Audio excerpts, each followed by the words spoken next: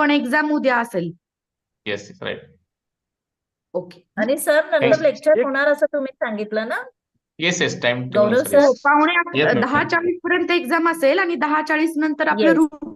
जे routine आहे ते, रोजचं आहे yes. त्याच्यानुसार lecture असेल. ठीक आहे, डिस्कस आपण नंतर करूया. आणि ऑलरेडी सर जॉईन झाले आहेत, तर please read the biota. Okay sir. A very good morning afternoon to all. आवाज येतोय सर माझा? हॅलो. आवाज येतोय. होय सर, बोला. Okay, sir. Good afternoon to all. The Honorable President of the today's session, the resource person, the chief guest, all the participants and the organizer. I would like to introduce today's resource person, Dr. Sudhir Mathpatil, sir, to you. I read sir's profile as the following. Sir's education qualification is good, MA B.Ed, MPhil, NET, PhD in English subject. Now working as an associate professor in Department of English at Adarsh Mahavidyalaya, Umarga, District Dharashiv, affiliated Dr. Babasaheb Ambedkar Marathwada University. Sir has 15 years teaching experience. He has completed MA English in first class degree from Ferguson College, Pune, MPhil from Open University and PhD from Swami Ramantit Marathwada University, Nanded.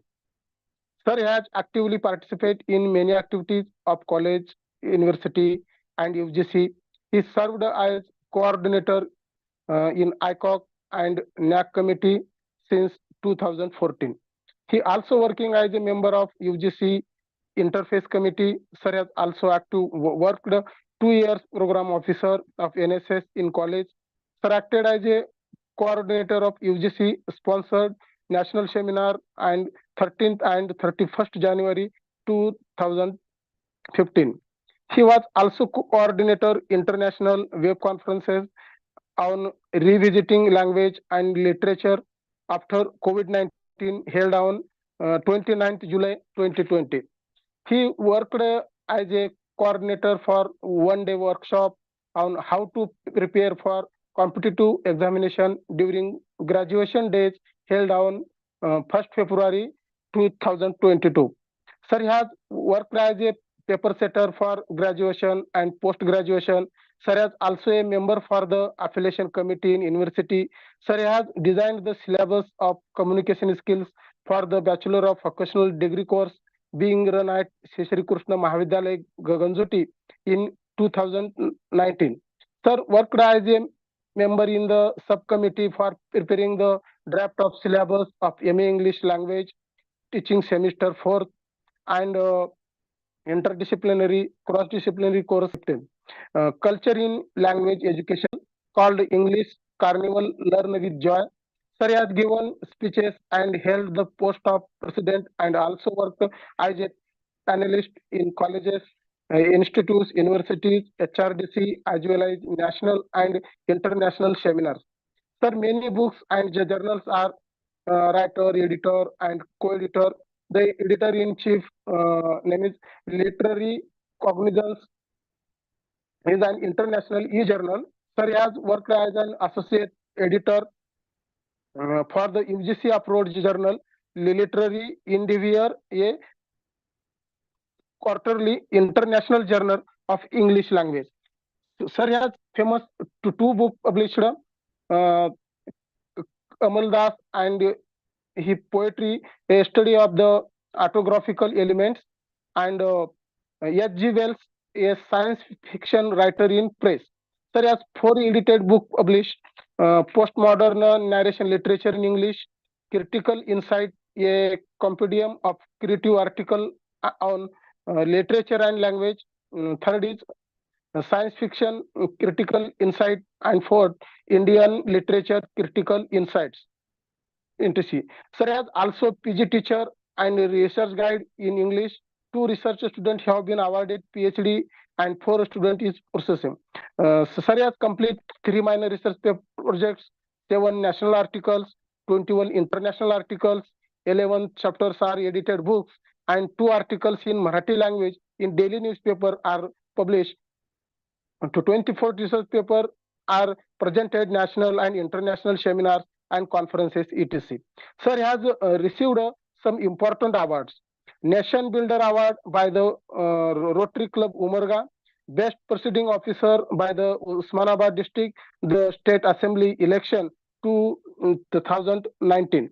The Academic Excellence Award by International Institute of Organized Research, registered with micro, small, and medium enterprises, Government of India in January 2023, etc.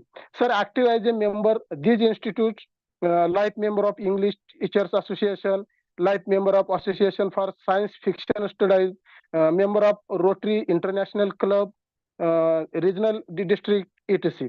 The rest of the introduction we will come to now from his scholarly lecture. Please come, sir. Thank you, sir.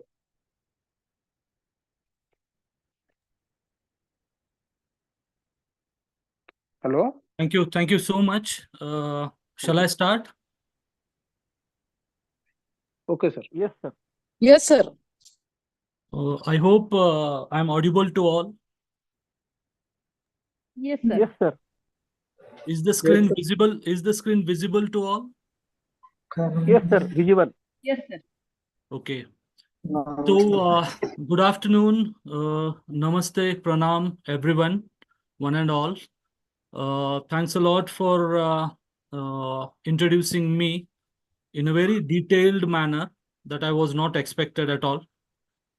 So, friends, indeed, it's a great pleasure to be a part of this, 11th and, if I'm not wrong, 11th and 12th combined faculty induction program organized by UGC HRDC, Dr. Babasaheb Ambedkar Marathwada University, Chhatrapati Sambhajinagar, from 1st February 2024 to 6th March 2024.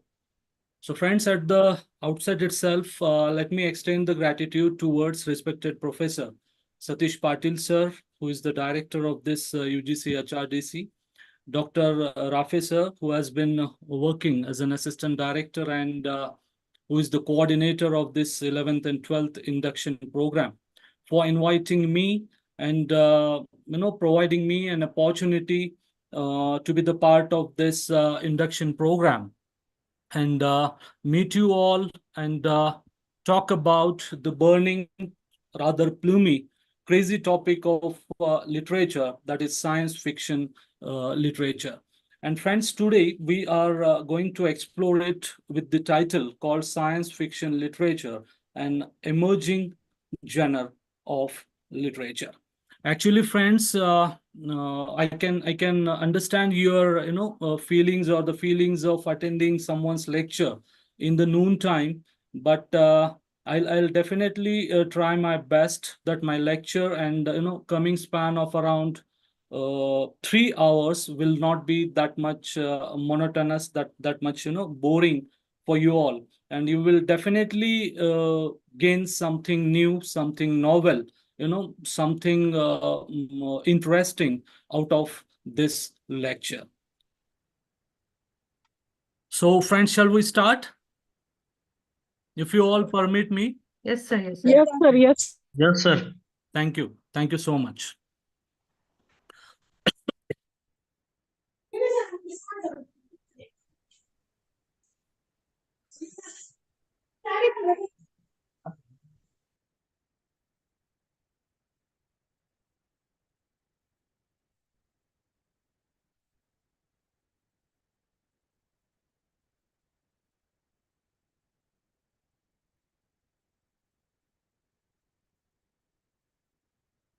So friends, this is the outline of our today's lecture, and we'll try to split our lecture into 2 parts. We'll try to have a break in between for 5 to 10 minutes, if you all agree, or we'll try to have a small discussion over the content that we are going to explore in the first part.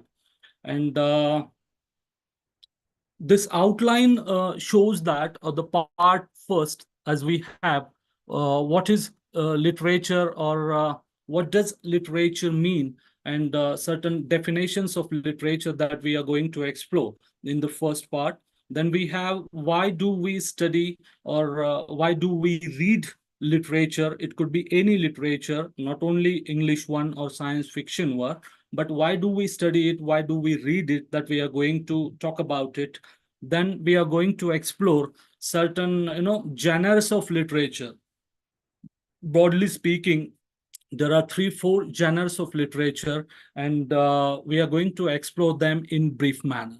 Then we'll also try to explore certain definitions of science fiction literature, which has been, very, very significant and emerging kind of subgenre of literature that we all have been experiencing now in this postmodern age.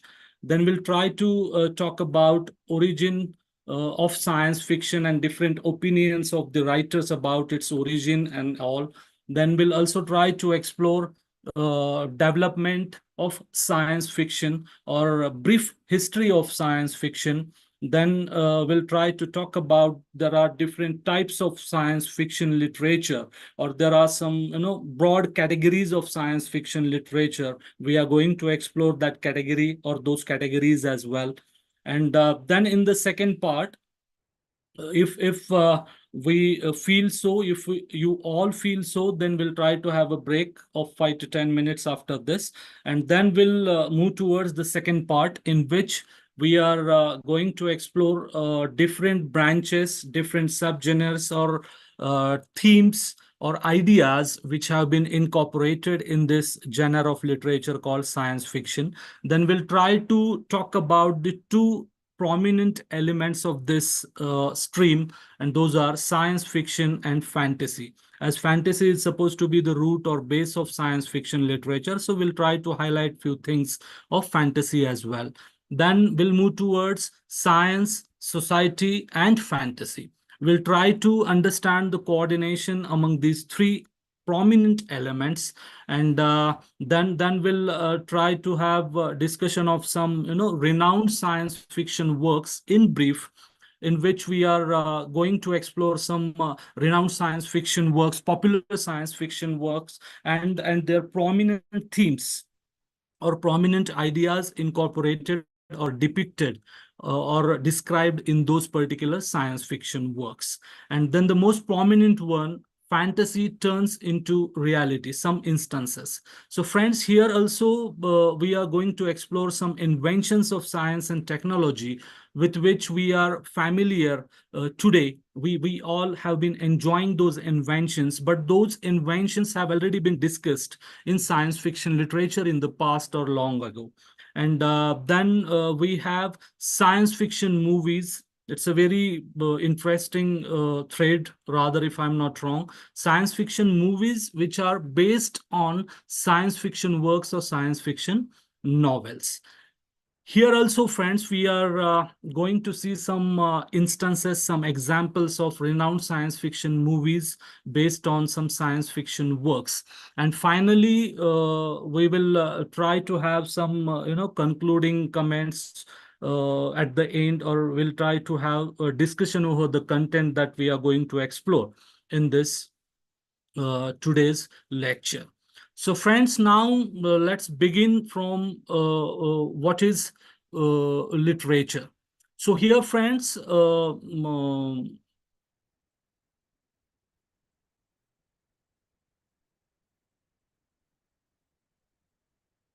as far as literature is concerned, friends, as today, if I'm not wrong, some people may believe that literature is simply not important, or some underestimate kinds of statements are being passed, and it does not provide job opportunities, and these kinds of statements are there in the society, and we frequently come across with these kinds of statements.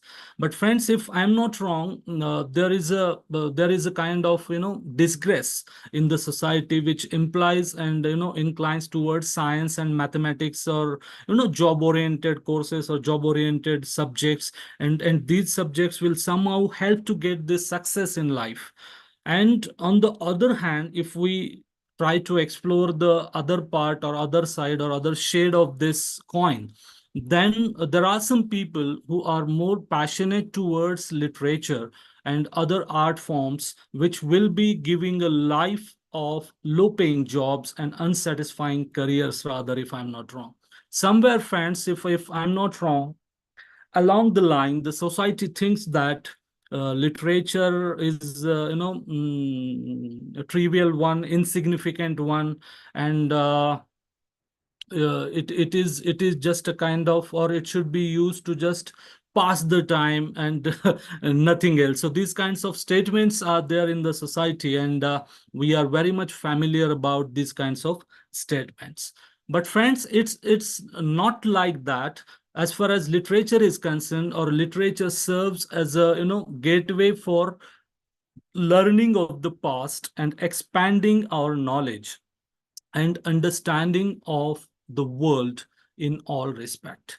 So if we think from broader perspective, then we may able to stress out, we may be able to explore this side or this part of literature or its existence that we have in the society. Friends, as far as literature is concerned, it is nothing but a mirror of life, or mirror of society, or we can call it as a replica of the society in which we all live. Friends, we cannot forget that it is literature only which presents society and its different branches, structures, and all sorts of information in the written form, which deserves to be called as literature. Here, friends, the thing is that I would like to clear before you all participants, that as far as literature is concerned, whatever we see, whatever we feel, whatever we find, or moreover whatever we experience in the society, all those things are there in literature. The difference is only that we find those things in literature in written form, and here practically we experience, we enjoy, we observe all these things while living, while dwelling in the society. Here, friends, literature is the imaginative or realistic work that present the human life in the society, which can be explored, as I have just told you, enjoyed, understood, and used by the society as well for different purposes. And this is the one of the crucial elements or facets of literature that cannot be forgotten at all.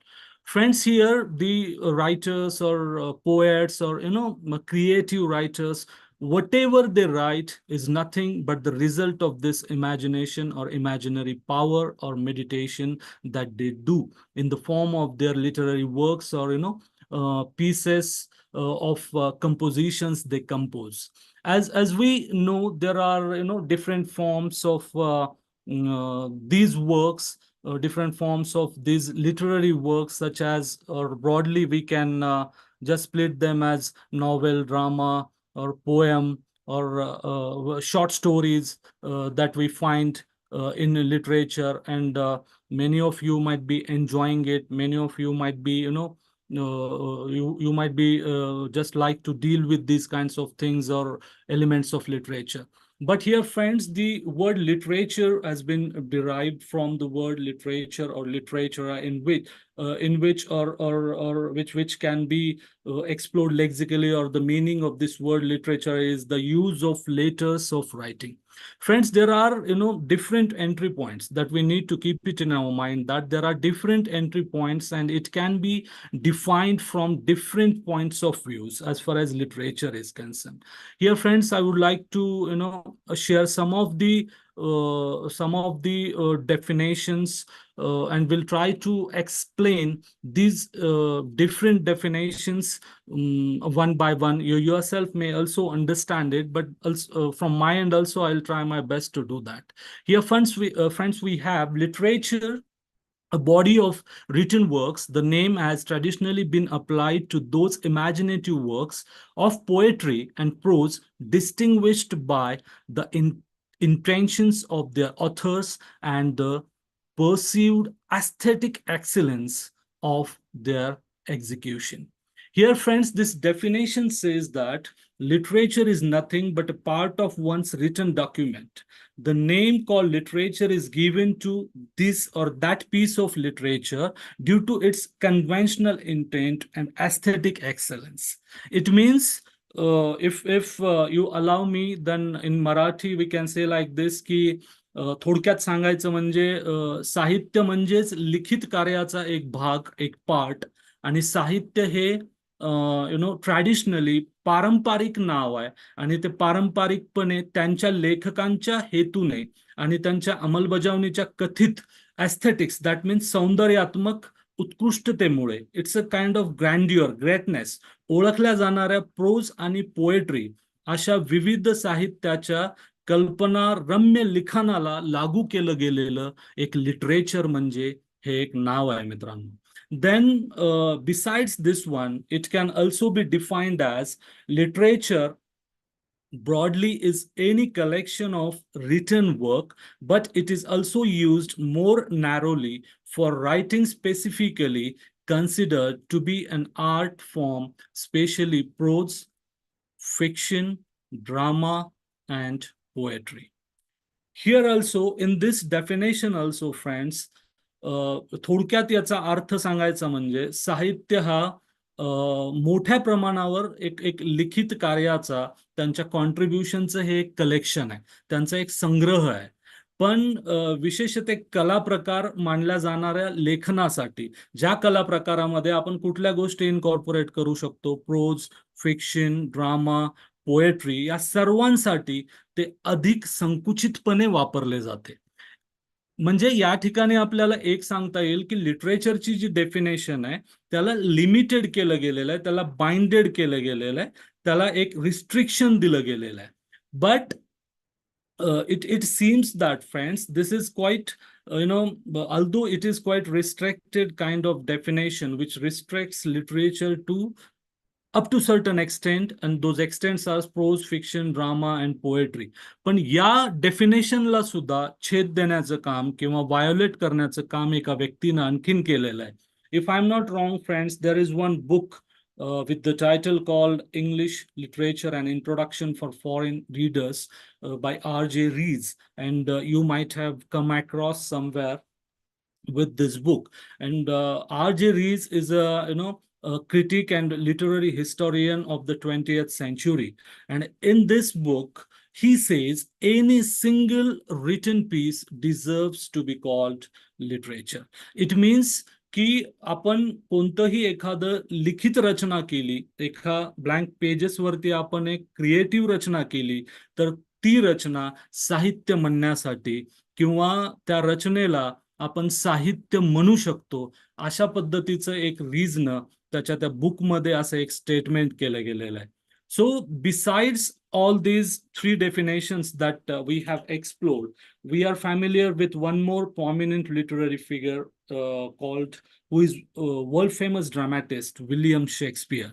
And he says that literature is the expression of life in words of truth and beauty. It is the written record of man's spirit, of his thoughts, thoughts, emotions, aspirations. It is the history and the only history of the human soul. It is the history and only history of the human soul. It is characterized by its artistics, its suggestive, its permanent qualities. आता ही William शेक्सपियरची जर definition आपण मराठीमध्ये त्याला थोडं translate करून किंवा अभ्यासायचं किंवा explore करायचं ठरवलं, तर आपल्याला असं म्हणता येईल की शेक्सपियरच्या पॉइंट ऑफ व्ह्यूनी साहित्य म्हणजे सत्य, सौंदर्य आणि जीवनाची एक अभिव्यक्ती आहे. साहित्य म्हणजे असं म्हणता येईल की माणसाच्या आत्म्याचा, विचारांचा, भावनांचा, आकांक्षांचा एक लेखी रेकॉर्ड आहे. साहित्य म्हणजे मानवी आत्म्याचा एकमेव इतिहास आहे. कलात्मक, सूचक, साहित्याचे जे काही टिपिकल स्थायी गुण, क्वालिटीज, फॅसेट्स, कॅरेक्टरिस्टिक्स म्हणतो, ते सूचक साहित्याचे स्थायी गुण किंवा वैशिष्ट्ये. And I personally feel that this is the definition which make and it increases the beauty of literature. And the last definition I have just prepared for you all, guys.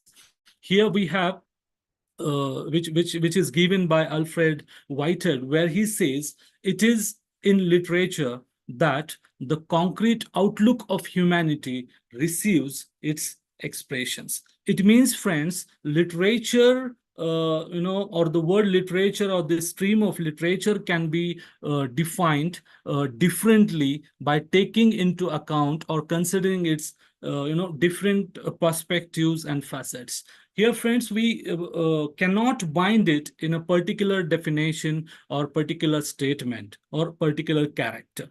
But one thing is true, that literature is a comprehensive package of life, and it helps us to develop the qualities or the requisite approach or requisite qualities rather, and different positive perspectives of looking towards everything, not only life, but everything which comes towards us while living our lives in this society or in this post-modern society. Then after this, friends, if it is so, then there are many things to study today in society, in this world. Then the question may come or comes to, why do we study literature? Here, friends, after having seen and discussed different definitions of literature, we can say that literature deals with life, society, and human existence, or our existence. If it is so, then does it deal with life in a concrete or an abstract manner? Which way or which manner or which fashion is going to be adopted, going to be taken by literature? This kind of question may come in our mind, and that's the reason, if we explore literature or this stream of literature from a concrete way, then we can say that literature presents human experiences. It doesn't discuss it. It presents experiences, but it doesn't discuss it. It shows it, but it doesn't tell us. It appeals to our senses and to our feelings as well as to our minds. It enables us to see, hear, and feel the characters which are in action. In a sense, friends, it recreates experience, and this is the unique beauty of literature, and that should be appreciated, that should be accepted by every one of us. Here, friends, it is said that literature reflects life, and it could be a novel, prose, poetry, drama, or even movie also. But it is also true that literature does not just record life, but it also interprets it, and it just doesn't reflect life, but it focuses it. It means, as I have just told you, if you remember, I have told you that whenever we think and talk about literature, or whenever we read literature, literature means what? Literature means all those things that we live, experience, observe in the society. There in book, all those things are in written form. So it is not just kind of reflection, but literature focuses it. Literature highlights it. As we have used one very common definition, that literature means mirror of life, but it's not just a kind of a simple mirror, but a spatial, we can call it as a spatial mirror, in which we can see ourselves even more clearly than in any ordinary mirror that we easily find, easily buy, easily get in our market. So here, friends, whenever we deal with life, usually it asks three typical questions. And those questions are, where have we come from? Second one, where are we going? And third one, what is the meaning of our existence? So these three questions are very important one, and it is the literature only which provides us a wide variety of possible answers, in bracket, positive possible answers to all the three questions which are there in before you or before your eyes. So here, friends, as earlier we have seen the definition of different definitions of literature, and one of the definitions was there by R.J. Rees, where he says that some people may think casually that studying literature cannot solve our problems like war, violence, hatred, chaos, unemployment, etc., or whatever anti is there in the society, and it cannot be solved by literature. And therefore, friends, literature seems unimportant, or this kind of negative perception of looking towards literature has been or might be developed by the people in the society. But friends, here, if we think in a serious sense, literature is writing which expresses and communicates different feelings and attitudes or approaches towards life, and it helps us to improve our own lives along with other ones or family members. It could be your friends, it could be your relatives, or it could be your near and dear ones or neighbors as well. So friends, by just keeping these things, these three questions in mind, or we can say that, or at surface level, we read or study literature as it is profound, beautiful, and moving, and we read it because it enriches us for wisdom, for entertainment, for an understanding of diverse human experiences, for developing our positive approach, of course, or positive attitude towards everything which comes towards our existence in life. But still, besides all these things, we read and study literature to become proficient in literature or to be a literary expert. There is another one intention to collect information and develop critical thinking. Then we have to understand people in a better way. So it is the literature which helps you. Then to improve our language skills, those fourfold skills, LSRW, are there, which can be improved with the help of literature. To know other people and culture of different countries. So literature is the prominent medium or source through which you can understand other countries' people and their culture as well.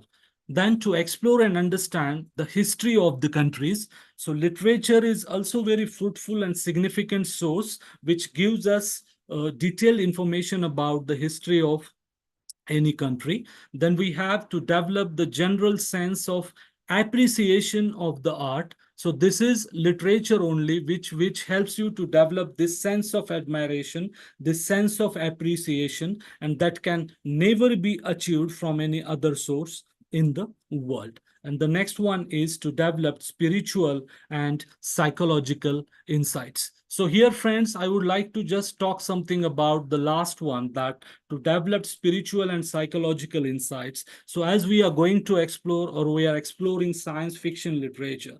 So here it is said that science and spiritualism should go hand in hand. Friends, there is one literary figure, literary writer, you might have heard, you might have read his literature, Aldous Huxley. So there are his three science fiction works: Brave New World, Appendicence, and Island. So as far as Appendicence and Island are concerned, so if we read those two science fiction books, science fiction novels, then we may understand how spiritualism is important, or sense of spiritualism or sense of spirituality is significant in an individual's life. So to develop that kind of spiritual and psychological insights in our personality, literature is strongly needed.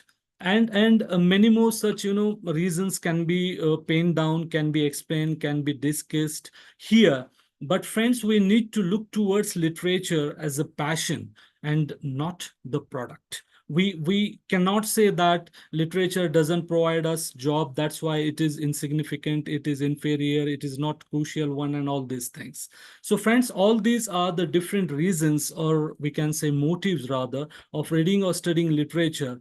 And now we'll switch towards the different genres, or different slide which talks about different genres of literature. So here, friends, a genre of literature is this is a kind of classification which is there before you all. So it is a classification which describes the content and these kinds of things. But when we talk about genre, so genre, it's a kind of stream which accommodates different branches of literature. And here it describes the content, it describes tone, it describes style of a particular work. It could be prose, poetry, drama, or novel, whatever, any piece of literature. And understanding the different genres of literature may help us to decide what type of, pursue as a writer or a reader that we like, what or to which or with which we are supposed to proceed, or with which we are not supposed to proceed. So this kind of bifurcation that we can make here, friends, the literary genres can be categorized as there in this on the screen into 5 primary genres of literature, as poetry, then non-fiction, drama, or we can call it as prose, and the last one is fiction.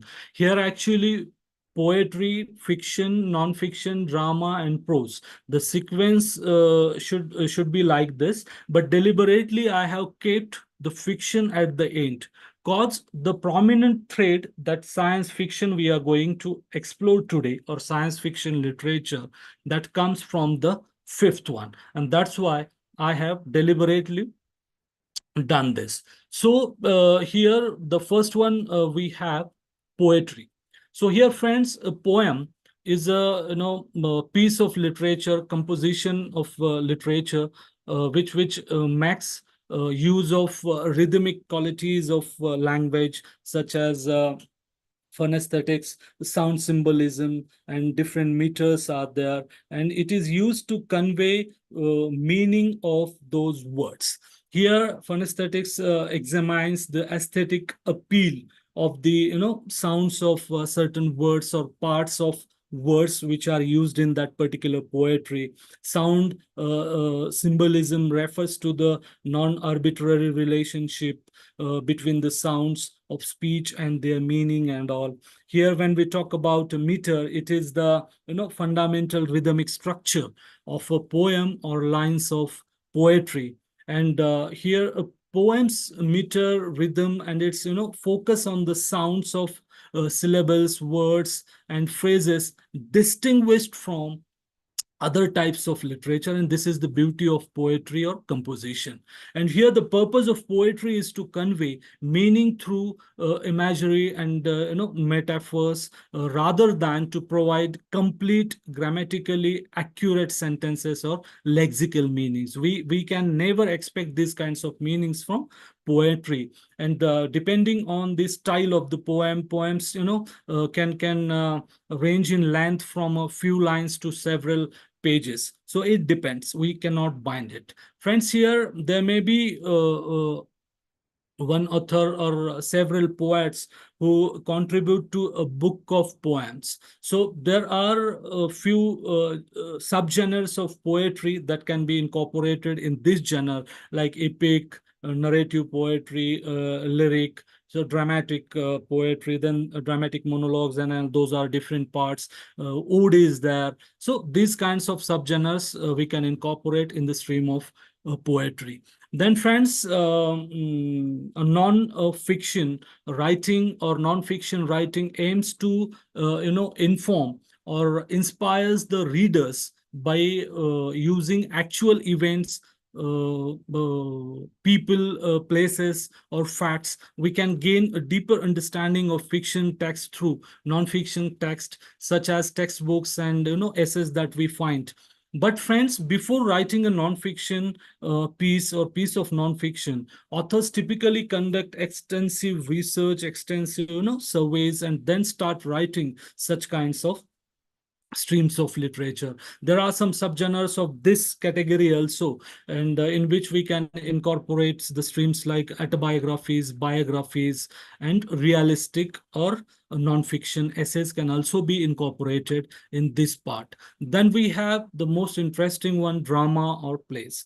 Here, friends, the dramas or plays are the representations of fiction that involve dialogues and performance. So dramatic literature includes epic poetry, lyric poetry, and novels. Here, friends, the performance of a dramatic piece of literature may occur on stage in front of a live audience or through radio or through film and television. So this is the prominent difference that these two streams or subgenres have. Friends, here there are many sources of inspiration for drama, including novels, short stories, poems, and real life events as well. A drama contains dialogues, and the actors portray the characters through their in presentations, or typical live presentation is there on the stage before the live audience. Here, friends, a dramatic, what we can say, a dramatic piece of literature which contains acts or different scenes are there that relay or props or imaginative dialogues to create a visual experiences before the eyes of the audience. And here the subgenres like tragedy, then comedy, then melodrama, these are the renowned subgenres of drama or play that we can incorporate in this stream of this genre of literature. Then, friends, fourth one, we have prose. And as far as prose is concerned, it is the literary genre, no doubt, with no formal metrical structure. As we have limitations and restrictions in poetry, here we don't have. Here, friends, instead of relying on rhythmic structure as in traditional poetry, it relies on a natural flow of speech, ordinary grammatical structures, and such love things are there. But here it is not like this, and it involves clear, concise paragraphs that may be fiction or non-fiction. It means that may be imaginative one, or that could be a realistic one, or non-fiction one also. So it is not restricted, or it is not an obligatory one. Here, friends, while writing a prose, writer, what he does, he divides the text into paragraphs and use regular grammar that can be in any tone. It could be serious one, it could be humorous one, or it could be pathetic one, it could be in painful one. And prose can be found in books, magazines, newspapers, online articles, blog writing, anywhere we can find it.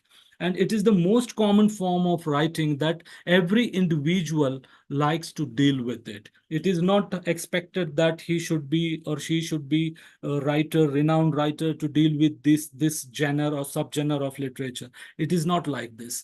And the last one we are going to talk, that is fiction. So here, friends, there are again several purposes for fiction, including entertainment, inspiration, information, then pursuing the audience, or literary lovers. So these kinds of things we can talk about fiction, and this is the most interesting, most popular genres of literature, no doubt.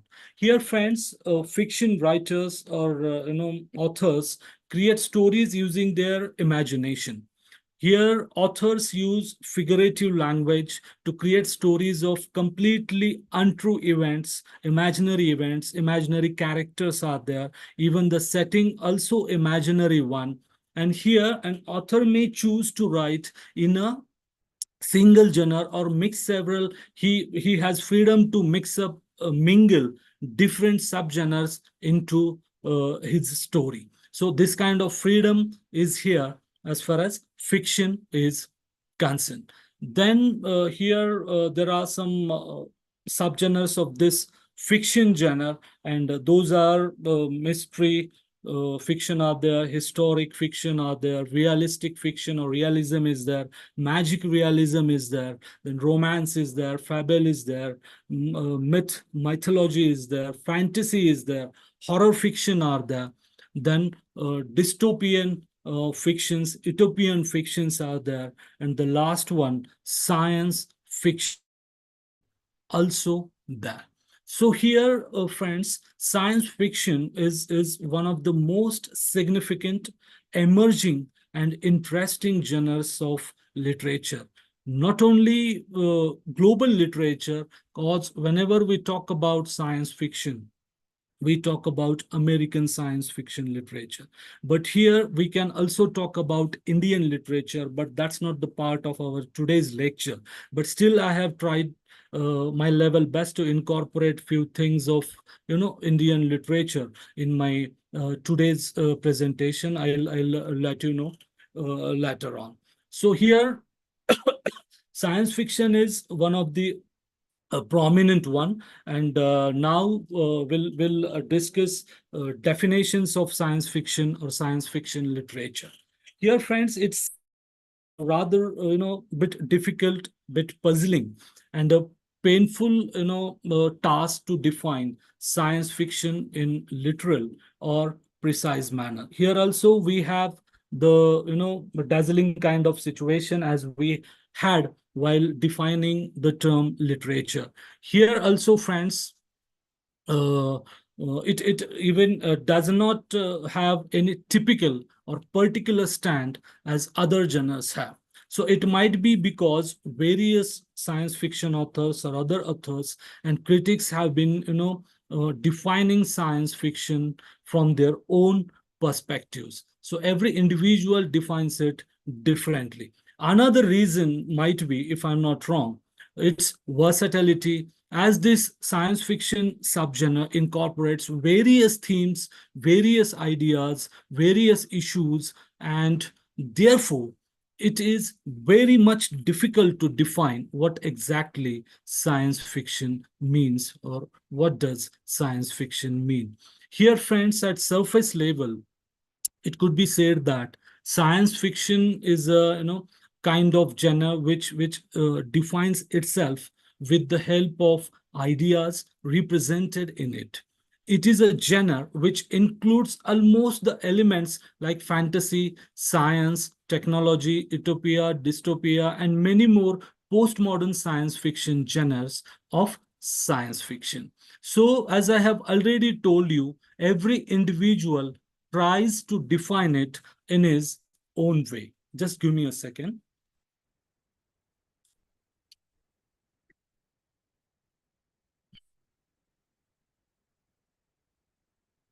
Moreover,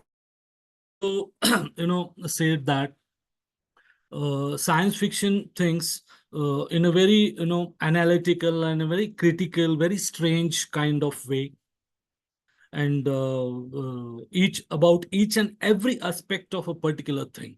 In this regard, or from this perspective, I would like to quote the statement of Frederick Wohl here, where he says, I quote, "Science fiction is a characteristic way of thinking about things," unquote.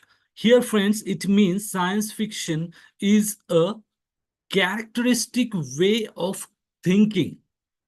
It doesn't think conventionally. It means whenever we think conventionally, we may not have live in that, or a kind of novel or a kind of innovative idea or ideas in that. But science fiction is such a stream, such a subgenre, one of the prominent subgenres of literature, which has its own characteristics, different facets that usually other subgenres of literature don't have. Friends, on the other hand, some do not accept that it is a literary genre, but contains something particular, like scientific aspects are there, technology or technological aspects are there, machines are there, and these kinds of things are there. In this regard, friends, Here, Lewis observes that it is not in the literary sense a genre at all. There is nothing common to all who write it, except the idea of a particular machine. It means whenever science fiction is there, it has to deal with any one of the things that just I have told you. Any one of the things should be there, and only it can be called as science fiction or work of science fiction. Then here we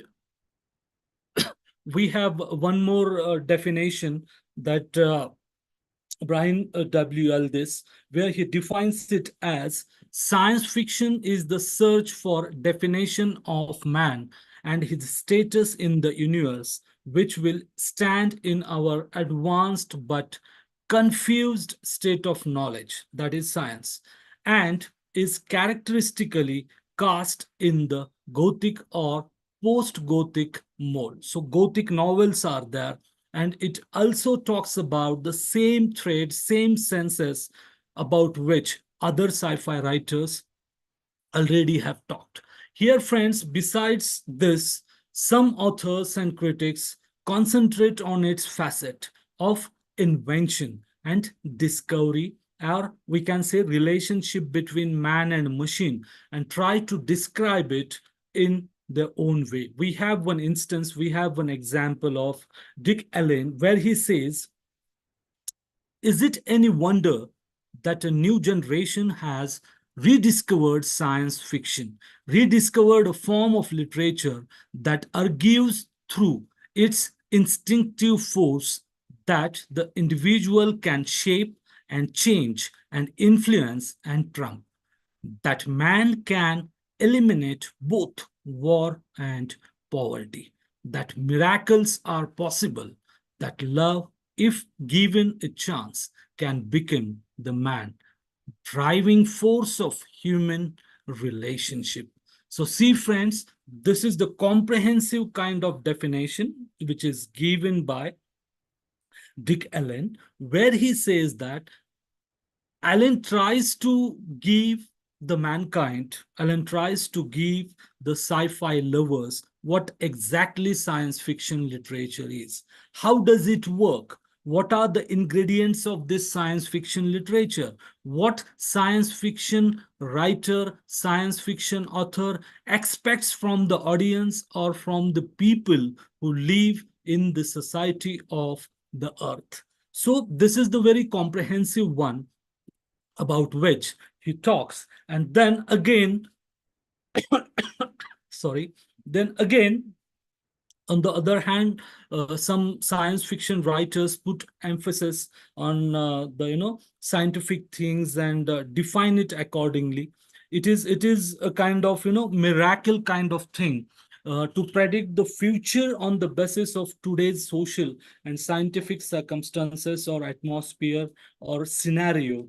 And these kinds of elements can be found in the definition of Benjamin Appel. Here, he's an American crime and detective fiction writer, and he tries to frame the definition of science fiction in his own way. And he says science fiction reflects scientific thought, a fiction of things to come based on things on hand. It means, friends, whatever science fiction writers write today, they do it on the basis of concrete structures, on the basis of hypotheses, on the basis of anticipations, which have come in their minds at present. But what do they do? They just try to present the future. They talk about the future on the basis of present, whatever things are there in their hands. Then Isaac Asimov, very popular name. Asimov, he's no doubt one of the best renowned and successful authors of science fiction from the United States of America. And he also certainly thinks in a same way and tries to explain the term science fiction, where he focuses on the stream of change, and he tries to put it in a very typical manner, where he says, friends, modern science fiction is the only form of literature that consistently considered the nature of the change that face us, the possible consequences, and the possible solutions. So here, friends, Asimov tries to give us a very typical definition of science fiction. It talks about the consequences. It means it talks about, again, the future. Here, friends, besides all these, definitions, there is one literary figure again who represented the darker side of progress in the field of science and technology through her literature, and her name is Mary Wollstonecraft Shelley, Mary Shelley, and the renowned work Frankenstein, which was published in 1818, and The Last Man, which was published in 1826. So here, friends, it shows certain attempts made by the scientists to create artificial kind of life in that particular fiction, and which is ruined in tragedy, and how the future world is ruined by different kinds of diseases, and these kinds of things are there. So here, friends, along with her, there are some other American science fiction writers also who have made certain attempts to decode the darker side of science or scientific things, or science technology and its development or progress, we can say. And here we can include the names like Herman Melville, we have William Dean Howells, we have Nathaniel Hawthorne. So these people or these writers have tried their level best to show the world negative picture of science and technology. So if it is not being taken into account positively, then how the future will be. So this kind of picture they have tried to show to the world through their typical writing or through their science fiction work. Here, but friends, as far as science fiction is concerned, here I must say, I think so, we cannot separate the presence and vitality or significance of fantasy from it, and it often comes together in the stream of speculative or visionary, rather, fiction or science fiction. So it requires, I personally feel sir so. Hello. Hello sir sir एक request आहे थोडंफार हिंदीचा पण वापर करा. Hindi out of स्टेटचे आहेत का काही? हा थोडेसे आउट ऑफ आहेत म्हणून. स्टेट पार्ट हिंदीपेक्षा हा, मराठी बोलू का हिंदी बोलू? हा मराठीचं थोडं वापर केलं तर चांगलंच होईल, पण आउट ऑफ स्टेट वाल्याला थोडंसं हिंदी समजेल. असं का? हो सर. ओके. ओके.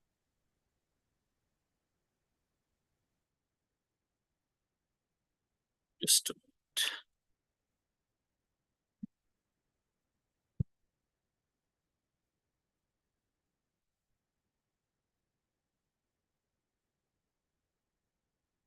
ओके, तो अभी साइंस फिक्शन का ओरिजिन जो है, उगम जो है, वो कैसे हुआ या किस पीस ऑफ लिटरेचर से हुआ, इस बारे में जो साईफाई राइटर्स है उनके क्या क्या ओपिनियंस है, सो इस बारे में अब हम ब्रीफ में थोड़ा डिस्कशन करेंगे. सो हियर साइंस फिक्शन, ये जो इसका जो ओरिजिन है, इसके बारे में अलग अलग जो है ओपिनियंस है, अलग अलग लोगों के, अलग अलग राइटर्स के, क्रिटिक्स के अलग अलग ओपिनियंस है. But still if we deal with certain science fiction books, अगर history of science fiction Miller जैसे या कुछ और बुक्स में हमने अगर एक्सप्लोर किया, तो हमें एक टिपिकल एग्जाम्पल्स उसके थ्रू यहाँ पे हमें देखने को मिलते हैं. सो इसमें सम लिटरेरी फिगर्स और expertise state that it is one of the oldest genres of literature when it had not even any identity as science fiction or genre. याच्यामध्ये काही लोक असंही म्हणतात की हे खूप ओल्डेस्ट फॉर्म है, बहुत पुराना फॉर्म है लिटरेचर का, जबकि इसको कोई रिकॉग्निशन ही नहीं था.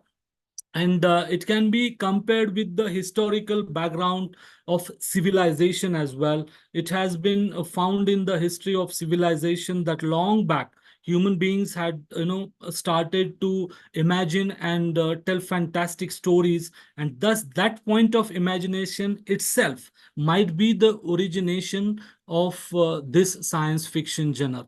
जसं बरीचशी लोक म्हणतात की आपण द वे हम जो बचपन में कुछ इमेजिनरी फिक्शियस स्टोरीज सुना करते थे, सो उस स्टोरीज का जब ओरिजिनेशन हुआ, या वो स्टोरीज जिन्होंने लिखी है, ऑथर्स ने, साइंस फिक्शन ऑथर्स ने वो स्टोरीज लिखी है, प्रोबेबली तब साइंस फिक्शन का ओरिजिनेशन था. इन शॉर्ट फ्रेंड्स, कि जब ह्यूमन बीइंग्स को लगा कि उसका इमेजिनेशन कहाँ तक जा सकता है, इमेजिनेशन एक्सप्लोर वो human being as a writer, as a author कहाँ तक कर सकता है, तब उन्होंने कुछ पीस ऑफ कंपोजिशन किए, कुछ लिखने का प्रयास किया. और जो साइंस फिक्शन के टिपिकल कैरेक्टरिस्टिक्स है या फीचर्स है, जो मैंने अभी आपको थोड़े थोड़े थोड़े फ्लो में बता दिए, उसमें से जो फीचर्स उसको अप्लाई होते होंगे, अगर वो होते हैं, तो वो साइंस फिक्शन की बिगिनिंग रही होंगी. ऐसे कुछ लोगों का भी यहाँ पे ओपिनियन है. And there are such many archaeological elements are also there, from which what we can say, one may have the entry point to understand the birth of science fiction. अभी इसमें कुछ लोग बोलते हैं कि जो ancient epic है, epic of Gilgamesh, which belongs to the Sumerian civilization, or Hindu, we have Hindu epics like Ramayana and Mahabharata, are also thousands of years old and carry a number of references to imaginary inventions. जो inventions आज हम science fiction movies में देखते हैं, या जो कुछ डिड्स या टिपिकल पिक्चराइजेशन या टिपिकल एनिमेशन या सुपरनैचुरल जो थिंग्स आज की हम साइंस फिक्शन मूवीज में या इवन बॉलीवुड मूवीज में देखते हैं, वो मूवीज या वो जो एक पिक्चराइजेशन जो क्रिएट किया जाता है, वो ऑलरेडी 1000 years बैक के इपिक्स में ऑलरेडी दिखाया जा चुका है. जो वो एपिक्स में रिप्रेजेंट किया गया है, वो साइंस फिक्शन क्यों नहीं कह सकते? फिर वो साइंस फिक्शन की बिगिनिंग रही होगी, या वही साइंस फिक्शन की बिगिनिंग है, ऐसा हम क्यों नहीं कह सकते? ऐसा भी कुछ राइटर्स या क्रिटिक्स का कहना है friends. But here it can not be denied that, or it cannot be denied that to understand the world, entire world rather, its past, present, and future through speculations and storytelling, the science fiction literature had anticipated back to the mythology. It means science fiction का जो crux है या science fiction का जो base है, वो mythology की तरफ कहीं ना कहीं झुकता हुआ नजर आता है. ऐसा भी कुछ क्रिटिक्स का, कुछ लोगों का यहाँ पे कहना है. Apart from, see, all these things, or apart from it, some tales of Arabian Nights, the tale of the bamboo cutter in the 9th century, have also been taken into consideration as the beginning of science fiction. Here friends, for this, the 7th century, जो perfect span, perfect period कहा जा सकता है, 7th century here, if I'm not wrong, seems the perfect period to stress the origin of science fiction. 7th century में क्या हुआ था फिर? The age of Renaissance brought so many positive and scientific things to the world and took over the ignorance and superstition swiftly.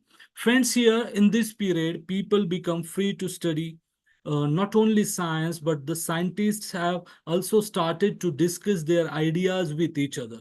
ये वो period था जहां पे साइंटिस्ट लोगों को लगा कि मेरी ये आइडिया है, जो मैंने किसी और लोगों के साथ, किसी और साइंटिस्ट के साथ डिस्कस करना चाहिए, इसको मैंने प्रोग्रेसिवली यहाँ पे पुट फॉरवर्ड करना चाहिए. ये जो एक परसेप्शन था, ये जो एक नोशन थी, उस 7th वहां पे जब ओरिजिनेट हुई, तब भी कुछ लोग कहते हैं कि शायद that might be the beginning, और दैट जो सोच जब डेवलप हुई, कुछ लोग कहते हैं that might be the beginning. And as a result of this scenario or circumstance, the first telescope, which was invented in Netherlands, if I'm not wrong, in 1608, Galilei is there, who was an Italian scientist, and he made another one and touched heaven and paved the way to the existence of concepts like moon and planet. तो कुछ लोगों का ये भी कहना है friends कि moon, different planets, इसका स्लाइट रिकॉग्निशन और रिकॉग्निशन एट सरफेस लेवल जब होने लगा, कुछ लोग कहते हैं कि शायद वो बिगिनिंग भी हो सकती है, वो ओरिजिनेशन भी हो सकता है. लेकिन here friends, in Galileo Galilei's time, there was no any kind of recognition for planets and all these things. It was completely far away from the people or from the society or from the globe. They just used to think in that way, or it is nothing but a kind of star which wanders through the night sky. The first, we have one instance of this. The first book about the journey to the moon, which was written by Galileo Galilei, fellow German astronomer here, Johannes Kepler, and the span of Kepler. Hello.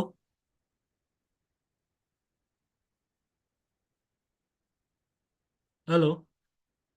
सो ये जो एक book लिखी गई थी, उसका जो depiction था, इसका जो एक स्केच था, डिस्क्रिप्शन था, वर्णन था, वो जो था, it was the things beyond the earth and surface of the moon. इसका जो एक डिस्क्रिप्शन वहां पे दिखा गया था, वो that was completely developed according to Galileo's discoveries and observation. तो ऐसा है कि गैलीलियो ने जो एक टेलीस्कोपी यहाँ पे फॉर्म की, उसके बिहाफ से उन्होंने जो डिस्क्रिप्शन नरेट किया सोसाइटी को, पीपल को, लोगों को, उसके बेसिस पे एक प्रोडक्ट ऑफ लिटरेचर वहां पे बनाया गया, और जिसमें इन सब चीजों का जिक्र किया गया था. तो यहाँ पे the first story I can mention about a journey to the moon. The Man in the Moon was apparently written in the late 1620s and published in 1638 by Francis Godwin. Here, friends, it also contains the account of a voyage of utopian discovery.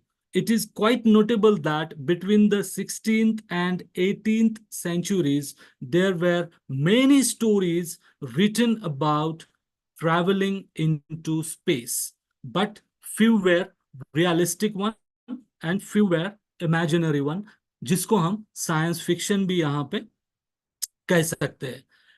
Here, उसी समय, along with this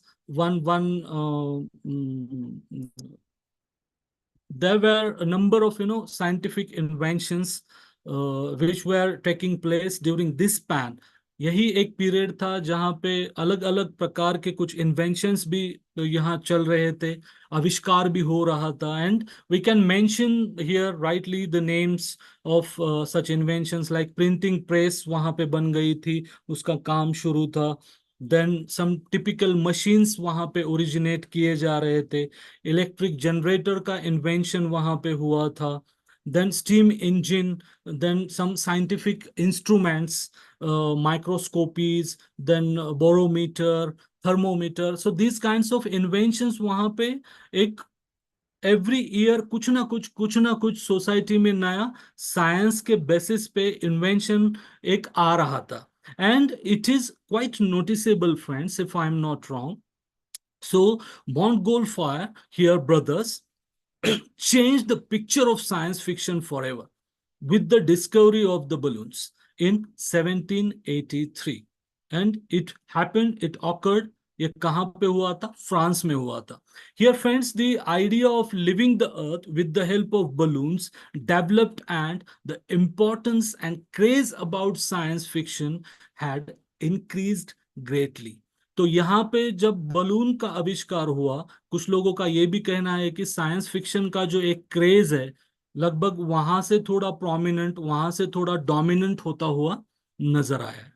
So friends, here after having seen some crucial elements of the origin or beginning of science fiction and different opinions regarding the same, will move towards its development in brief.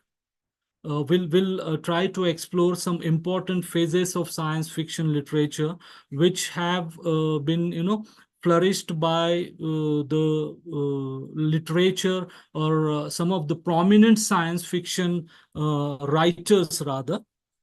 And here, as we have already seen some typical definitions of science fiction and the way it got proper recognition till the end of 18th century.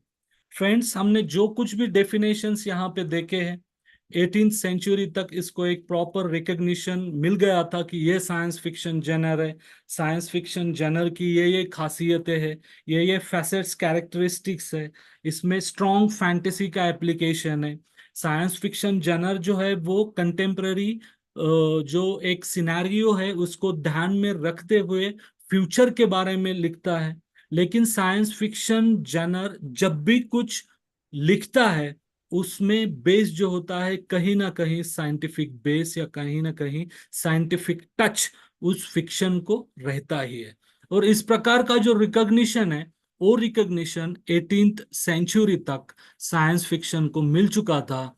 And it is very much notable that some contemporary writers took advantage of this kind of recognition, and we have Edgar Allan Poe, the span 1809 to 1849. And friends, he is one of them who started his career with the short stories called detective genre. And it is noticeable that in such a short span of literary career, he had been fascinated by science fiction, its future, and the effect of this science fiction or science and technology on the society. And here, friends, it is very much appreciable that in such a short span of literary career, he had just achieved all these things and tried his level best to put it with the help of his contribution that he has done towards the literature. उसी steps को follow करते हुए we have Fitz James O'Brien, और he was the first author to particularize this new kind of fiction. और इसमें जो है ये एक ऐसा लिटरेरी फिगर हो चुका है कि जिन्होंने एक अलग पहचान, साइंस फिक्शन लिटरेचर जो है ये रेस्ट ऑफ द लिटरेचर से लिटिल बिट हटके है, डिफरेंट काइंड्स ऑफ है, ये अलग पहचान देने की यहाँ पे कोशिश की। और उनका जो एक रिनाउंड वर्क है the diamond lens which was published in 1858, ये जो है स्टोरीज है एक प्रकार की, और उसमें उन्होंने लिखा है it properly contains a kind of invention or discovery of super microscope which allows him to discover an astounding world in a single drop of water. एक माइक्रोस्कोप का आविष्कार उसमें दिखा गया था द डायमंड लेंस में, और वो एक पानी के बूंद में पूरा विश्व कैसे समाया हुआ है इसका एक टिपिकल डिपिक्शन प्रेजेंटेशन उस साइंस फिक्शन स्टोरी में वहां पे ओब्रेन ने किया था। Friends, here it is said that the science fiction had been originated by Edgar Allan Poe, and it had been widely disseminated and popularized by Jules Verne. Jules Verne को science fiction का पिता भी कहा जाता है, is a father of science fiction, ऐसा भी उनको कहा जाता है, और he was the French science fiction writer. And there are some popular works done by him, Jules Verne, like 5 Weeks in a Balloon, A Journey to the Center of the Earth, From the Earth to the Moon, 20,000 Leagues Under the Sea, Around the World in 80 Days. और ये जो है works, जैसे कि आगे British अपने renowned sci-fi author जो है H.G. वेल्स, उनको भी second father of science fiction literature कहा जाता है। लेकिन जूल्स वर्ने से प्रेरित होकर जो कुछ साइंस फिक्शन के लिटरेरी फिगर्स लिटरेरी वर्ल्ड में आ गए, उसमें से एच जी वेल्स जो है एक one of the prominent figure है, ये हमें यहाँ बिल्कुल मेंशन करना चाहिए. But friends, before this, what we can say, typical things जो कि साइंस के डिफरेंट आविष्कार हो रहे थे, उसको हर साईफाई ऑथर अपने अपने तरीके से अपने लिटरेचर में इनकॉर्पोरेट करके उसको उसमें समाविष्ट करके कुछ ना कुछ टिपिकल एक इन्वेंशन करने की सोच रहा था. उसी माहौल में, जैसे कि मैंने आपको पहले डेफिनेशन डिफाइन करते समय बताया था, dystopian and utopian. So here we have one more example of Thomas More. Here, Utopia is Utopia, which was published in 1516. Here, friends, it is the first utopian literary text that was an illustration of man's rational energies to actualize a better world. So, कुछ लोग कहते हैं कि Thomas More का जो utopia है, वहां से साइंस फिक्शन की असल में शुरुआत हो चुकी है, उसके पहले का जो है वो कुछ नहीं. लेकिन हियर ये जो कुछ भी डिस्कशन हो रहा हो, होता है या हो रहा होगा, so इसमें the birth of modern science fiction or sci-fi proper, as we know it, arose out of the twin movements of industrialism and imperialism, and it is the result of the rapid developments in the sphere of science and technology. अभी इसमें जो दो prominent movement है, industrialism और imperialism का, ये movement का भी साइंस फिक्शन के डेवलपमेंट में बहुत बड़ा कंट्रीब्यूशन है, ऐसा भी कुछ लोगों का यहाँ पे कहना है. And besides this, this is there, and then David Van Grove's popular work, Trillion Year Spear, The History of Science Fiction, published in, I think the date is wrong, so the history of science fiction, also locates the origins of science fiction in the changing atmosphere of an industrial revolution which led to the birth of Gothic fiction. So here friends, industrial revolution के बाद जो science fiction लिखा गया था, उस बारे में भी कुछ अलग अलग industrial revolution, imperialism का जो revolution था, उसके जो consequences, effects उसके ऊपर हो गए, so उसका representation अभी उसमें आने लग गया था. लेकिन here for Aldous and Wingrove, the genre of Gothic, and Mary Shelley's Frankenstein that we have already discussed, remains the original text out of which the mode of science fiction has emerged. लेकिन Mary शेली का जो फ्रैंकेस्टीन है 1818 को जो publish हुआ था, बहुत से लोगों का कहना है कि वही that was the real beginning of science fiction literature in the world. और ये जो फ्रैंकेस्टीन जो एक नॉवेल है, it is a kind of novel showing man creating life using pseudo-scientific methods had generated a whole new way of genetically modified species food, so which is called as Frankenstein food. So here friends,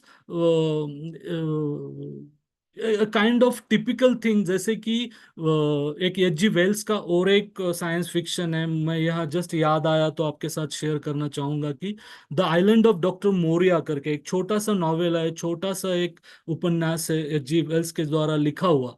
और इसमें फ्रैंकेस्टीन में भी जो है, और उसमें जो है एच जी वेल्स के the island of doctor Moreau में एक एक क्रेजी काइंड ऑफ डॉक्टर उसमें दिखाया गया है, जो एनिमल्स पे कुछ scientific experiments, biological experiments perform करता है, और हाफ ह्यूमनाइज्ड एनिमल पे, ह्यूमन बीइंग्स पे कुछ एक्सपेरिमेंट्स परफॉर्म करता है, और उनको हाफ ह्यूमनाइज्ड एनिमल बनाना चाहता है, उसकी रेस वो डेवलप करना चाहता है, और उस रेस का वो बॉस बनना चाहता है. और up to certain extent those kinds of experiments have been shown in Frankenstein. लेकिन फ्रैंकेस्टीन जो लिखा गया था वो the island of doctor Moreau के पहले लिखा गया था. तो उसमें एक कहना है कि नेचर के साथ खिलवाड़ बिल्कुल नहीं करना चाहिए. उसमें उसका अगर क्रक्स से कंक्लूडिंग मैसेज हम एक्सट्रैक्ट वहां से करते हैं, तो नेचर के साथ आप बिल्कुल खिलवाड़ मत कीजिए, और जो फैक्ट है, जो फैक्चुअल ग्राउंड है, that should be accepted. and the same kind of thing that the novel has also created new possibilities for rethinking the ethical constraints for people to use scientific knowledge and its advancement. But friends, it is true that the 19th century saw the indomitable rise of science and technology as influencing social, political, and imperial regimes. Here it also undermines social and religious certainties as well, friends. So if the First and Second World War saw Britain losing its status as a global imperial power or superpower, America, by contrast, as we know very well, emerged as the new economic world power. Now, the period of British science fiction during the World War is one that seeks to encounter the devastating violence through catastrophes like Aldous Huxley's Brave New World, which was published in 1932. Here, friends, a proto-science fiction and George Orwell's one more example we have 1984.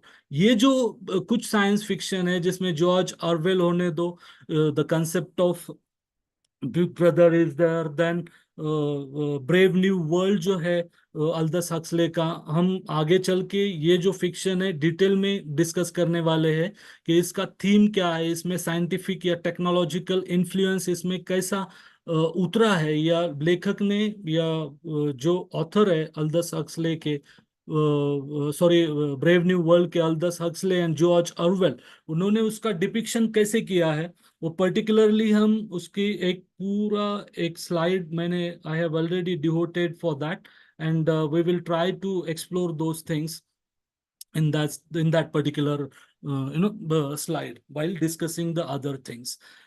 अभी इसको just अगर ये chain of thinking, if we continue, friends, then here America saw itself, as I have already told you, at the center of shaping the future through its manipulation, control, and surveillance of scientific and technological knowledge, and against the rapid scientific developments that led America to its superpower status, where we have Hugo Gernsback first started his science fiction magazine, I think in 1926. I'm not sure, but still I have mentioned it. First magazine was started in 1926. जैसा कि मैंने आपको पहले ही बता दिया कि first world war, second world war एक consecutive chaos होने के बाद जो ब्रिटिश एम्पायर में या ब्रिटेन में जो ऑथर थे उनका एक स्टेट ऑफ माइंड था अलग, और उसके बाद जो अमेरिका का स्टांस था वो अलग था। एटॉमिक पावर का ऑलरेडी एप्लीकेशन वहां पे हो चुका था, और वहां के जो ऑथर्स थे, वहां के जो लोग थे, उनका एक टिपिकल माइंडसेट था, friends.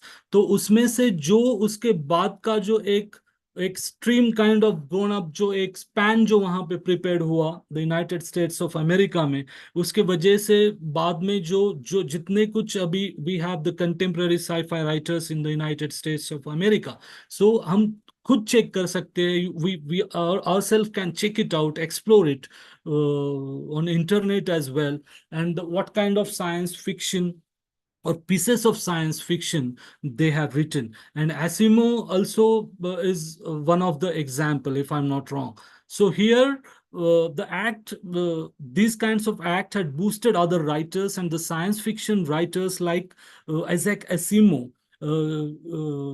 whose very popular work we have I, Robot, and then we have Robert Heinlein, another figure, and other came out to shape the science fiction in their own style. तो उसके बाद जो United States of America से कुछ लोग उभर कर आए, उन्होंने लिखना शुरू किया, और साइंस फिक्शन जनर जो है, साइंस फिक्शन जो लिटरेचर है, वो इस प्रकार से लिखा जाता है या इस प्रकार से इसमें इन्वेंटेड या डिस्कवरीज या साइंस या साइंटिफिक थिंग्स उसमें इस प्रकार से इनकॉर्पोरेट की जाती है, यह सब चीजों का एक इंट्रोडक्शन उन्होंने ग्लोब को दिया.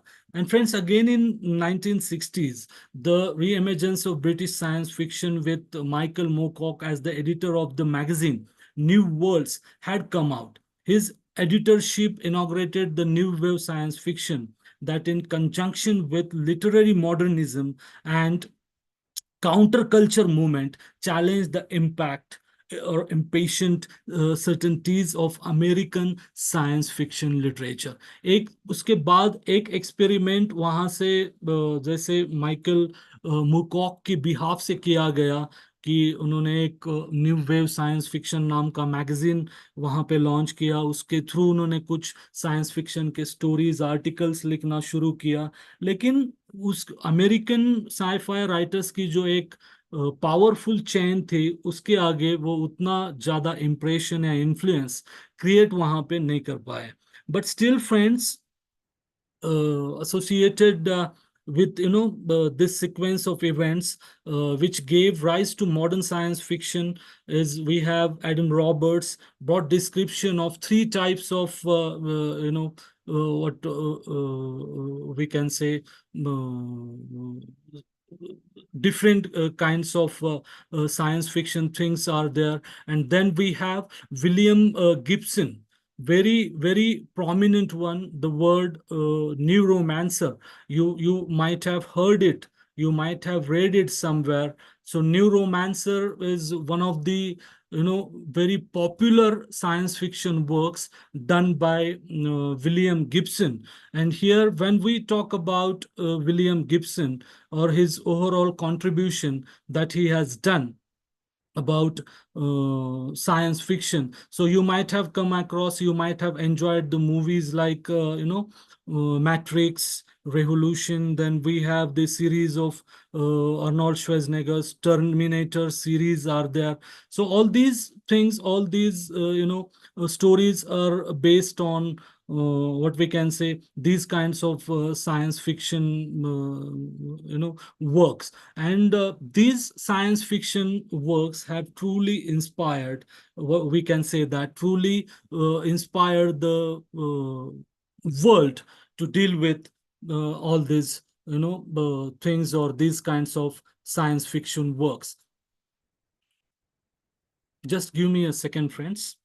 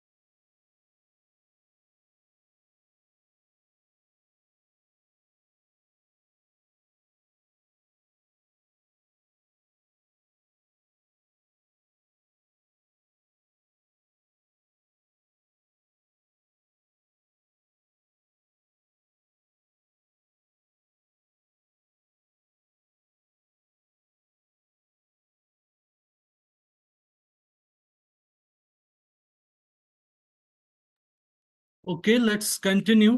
और ये जहां तक अभी विलियम गिब्सन के बारे में हम बात कर रहे थे, तो गिब्सन ने जब एक cyberpunk, it's one of the sub genres of science fiction, वही एक साइंस फिक्शन का एक प्रकार है जिसमें साइबर्ग, साइबरपंक हम आगे चल के वो डिस्कस करने वाले हैं. तो उसके बाद जब हम इन सब सिनेरियो में इंडिया के बारे में सोचते हैं, so Indian science fiction writers are also there. They are trying their level best. They are writing very unique and different regional languages also. They are trying their level best to write in different regional languages. And in this regard, just while preparing this presentation, I have come across with one of the statements stated by respected Dr. Sri Narhari sir in his research paper entitled Recent Trends in Science Fiction. And one of the quotation is there that he has used in that, I quote, "Writing science fiction in India has become a nationwide movement. Now Busnur Mutt in Canada, Sujata in Tamil, Gokulananda Mahapatra in Oriya, K.R.K. Mohan in Telugu, Radha Krishnan in Malayalam, Anil Agrawal and Dilip M. Salve in North India, and Mishra in Hindi, Gopal Arora in Rajasthani, Dinesh Chandra Goswami in Asami, and Azhar Asar in Urdu, and other wrote science fiction in vernacular languages." It means, friends, the stories published by them, or these are the Indian science fiction writers, were all aimed at the social, cultural, and literary development of science and technology. And this list is very long. We can incorporate so many names in this list, but still there are some, other Indian science fiction writers who have been trying to extend the realm of Indian science fiction literature with their prolific writings and contribution. Here, friends, the realm of Indian science fiction literature is also a very vast one. ये भी बहुत बड़ा है, और इसके लिए एक separate concentrated एक devoted span, devoted lecture, we need to have it. But still, we'll try to explore the cracks and different structures and threads of Indian science fiction later on. So, friends, here we were talking about the different types or types of science fiction. Here, अभी जैसे broadly speaking, इसमें hard science fiction, soft science fiction, social science fiction, इस प्रकार की 3 categories हम कर सकते हैं. लेकिन इसके बाद भी जैसे military science fiction, romantic science fiction, romance science fiction, मैंने आपको अभी बताया कि साइबर पंक, साइबर्ग्स, ये जो सब स्पेस ओपेरा, टाइम ट्रैवल, ये सब टिपिकल सब जनर्स है. उसको हम ब्रीफली वन बाय वन देखने की कोशिश करेंगे. लेकिन जो हार्ड साइंस फिक्शन की हम यहाँ जो बात करते हैं, हार्ड साइंस फिक्शन में जो हार्ड कोर साइंस के जो स्ट्रीमलाइन सब्जेक्ट्स है, वो हम इसमें इनकॉर्पोरेट करेंगे. सॉफ्ट साइंस फिक्शन की जब हम बात करेंगे, तो सॉफ्ट साइंस फिक्शन में जैसे साइकोलॉजी या soft like psychology kinds of subjects हम उसमें इनकॉर्पोरेट करने की सोचेंगे. लेकिन friends, in these kinds of soft science fiction stream, or the soft science fiction works, the focus is given on characterization rather than scientific things or concepts that we have discussed in hard science fiction. It means that hard science fiction, physics, chemistry, biology, जो कुछ hard line, front line के subject है, वो hard science fiction में categorise करेंगे. Soft science fiction में जो है कैरेक्टराइजेशन या फीचर्स, फैसेट्स, इस पे ज्यादा फोकस होगा, ना कि साइंटिफिक इन्वेंशन, साइंटिफिक थिंग्स या और कुछ, जो कुछ भी इसमें हो, इस पे ज्यादा. इसलिए सॉफ्ट साइंस फिक्शन में जो है, ये साइंटिफिक थिंग्स या साइंटिफिक कंसेप्ट्स जो रहेंगे, वो सभी कंसेप्ट जो है up to certain extent limited proportion में वहां पे डिस्कस किए जा सकते हैं. But it is also true that it helps to understand the social plight and related elements rather than scientific progress in the respective area.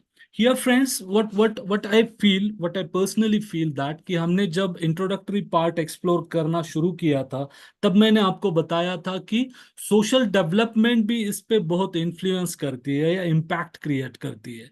और वो impact किस प्रकार से क्रिएट करती है, उसका जो डिपिक्शन है, उसका जो एक रिप्रेजेंटेशन है, वो सॉफ्ट साइंस फिक्शन में इस प्रकार से किया जा सकता है.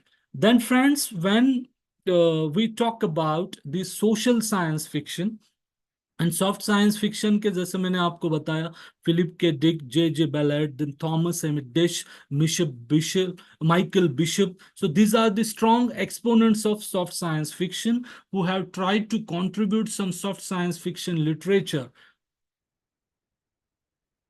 by their own.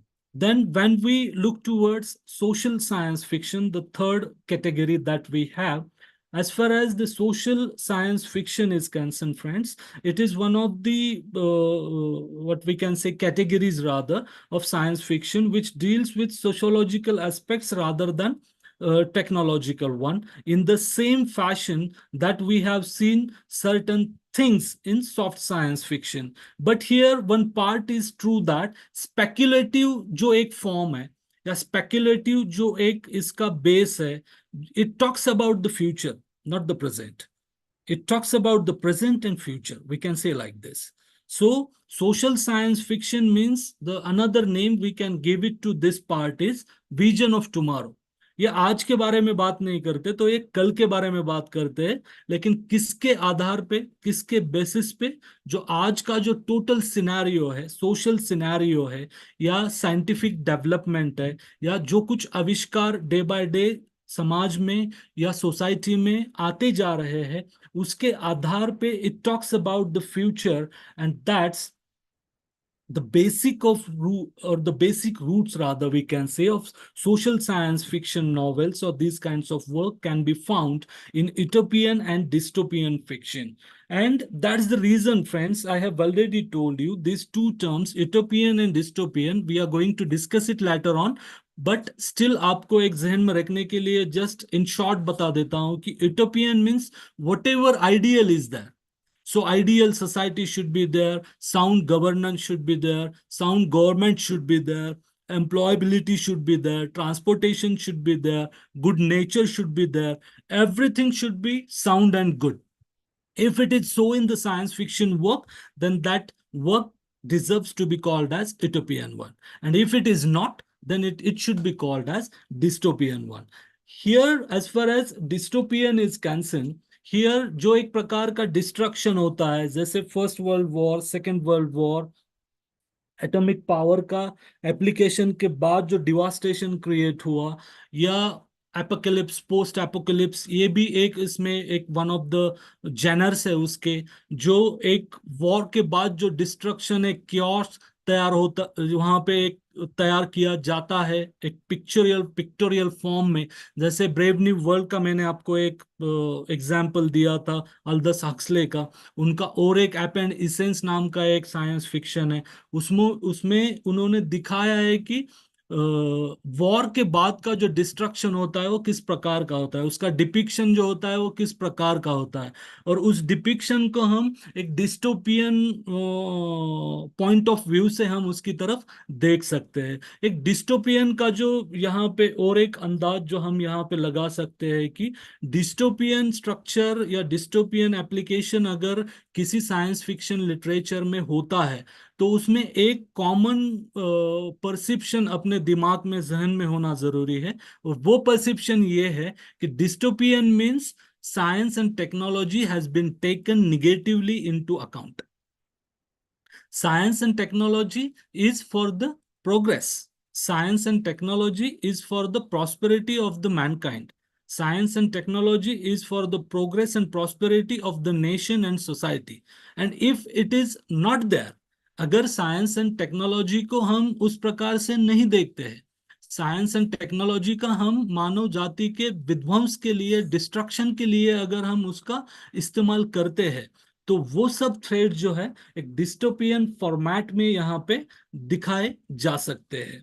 और उस प्रकार से यहाँ पे जो सोशल साइंस फिक्शन एक कैटेगरी है, उस कैटेगरी में जैसे अल्दीस का एग्जाम्पल है, इल्सन का है, उर्सुला के लिए ग्विन का है, एच.जी. वेल्स है, रॉबर्ट हेनलिन एंड आइजैक एसिमो का है, अल्दस हक्सले का ब्रेव न्यू वर्ल्ड है जो 1932 में पब्लिश हुआ, जिसमें जेनेटिक इंजीनियरिंग या टेस्ट ट्यूब बेबी या laboratory certain biological experiments which occur in the laboratory, ये सब बातें जो है जिसमें प्रॉपरली जो डिस्कस की गई है, वो जो ऑथर है, वो जो साइंस फिक्शन का एक उम्दा राइटर है, वो है अल्दस हक्सले. और उसके बाद जब हम इसकी अलग अलग कैटेगरीज के बारे में जैसे हम बात करते हैं, जैसे मैंने आपको बताया कि hard science fiction, soft science fiction and social science fiction, एक ब्रॉड कैटेगरीज, एक कन्वीनियंट के हिसाब से, जल्द समझ में आए उसके हिसाब से ये सब किया गया था।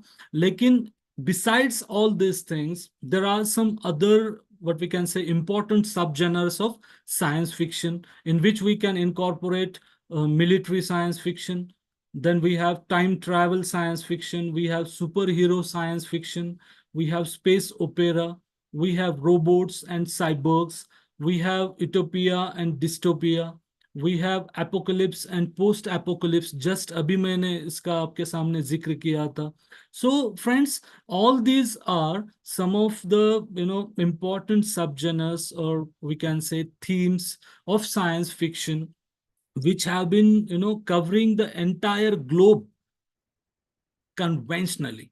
अगर आज तक हम साइंस फिक्शन का पूरी जर्नी या पूरा उनका ट्रैक रिकॉर्ड अगर एक्सप्लोर करते हैं, तो ये सब थ्रेड्स जो है उसमें आज तक हम देखते आ गए हैं. लेकिन friends, now in this post modern era the stance has been changed.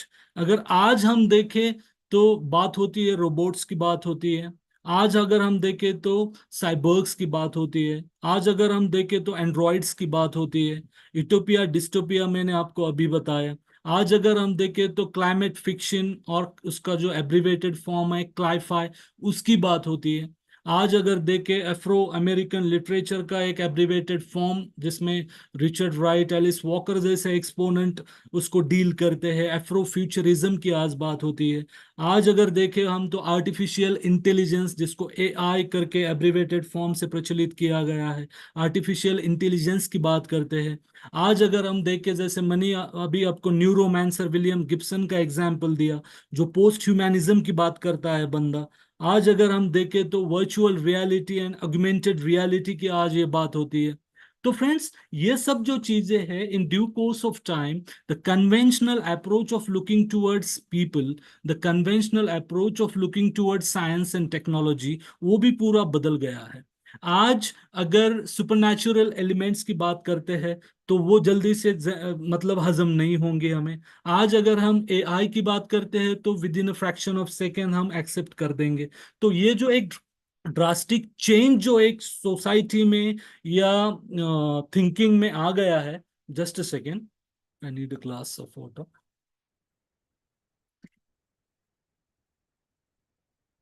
ये जो एक चेंज आ गया है, तो उसके बिहाफ से ये सारी चीजें जो है एक कॉम्प्रहेंसिव पैकेज करके अगर कोई हमें देता है, तो वो है दोस्तों साइंस फिक्शन जनर. अगर ये सब जो 10-15 जो सब जनर्स है या सब कैटेगरीज हम उसको बोलते हैं, उसको अगर हम वन बाय वन यहाँ पे अगर डिस्कस करना चाहे, so the first one we have is military science fiction, and it always represents military forces in the what we can say context of conflicts or war. इसमें जो है war like situation depict की जाती है.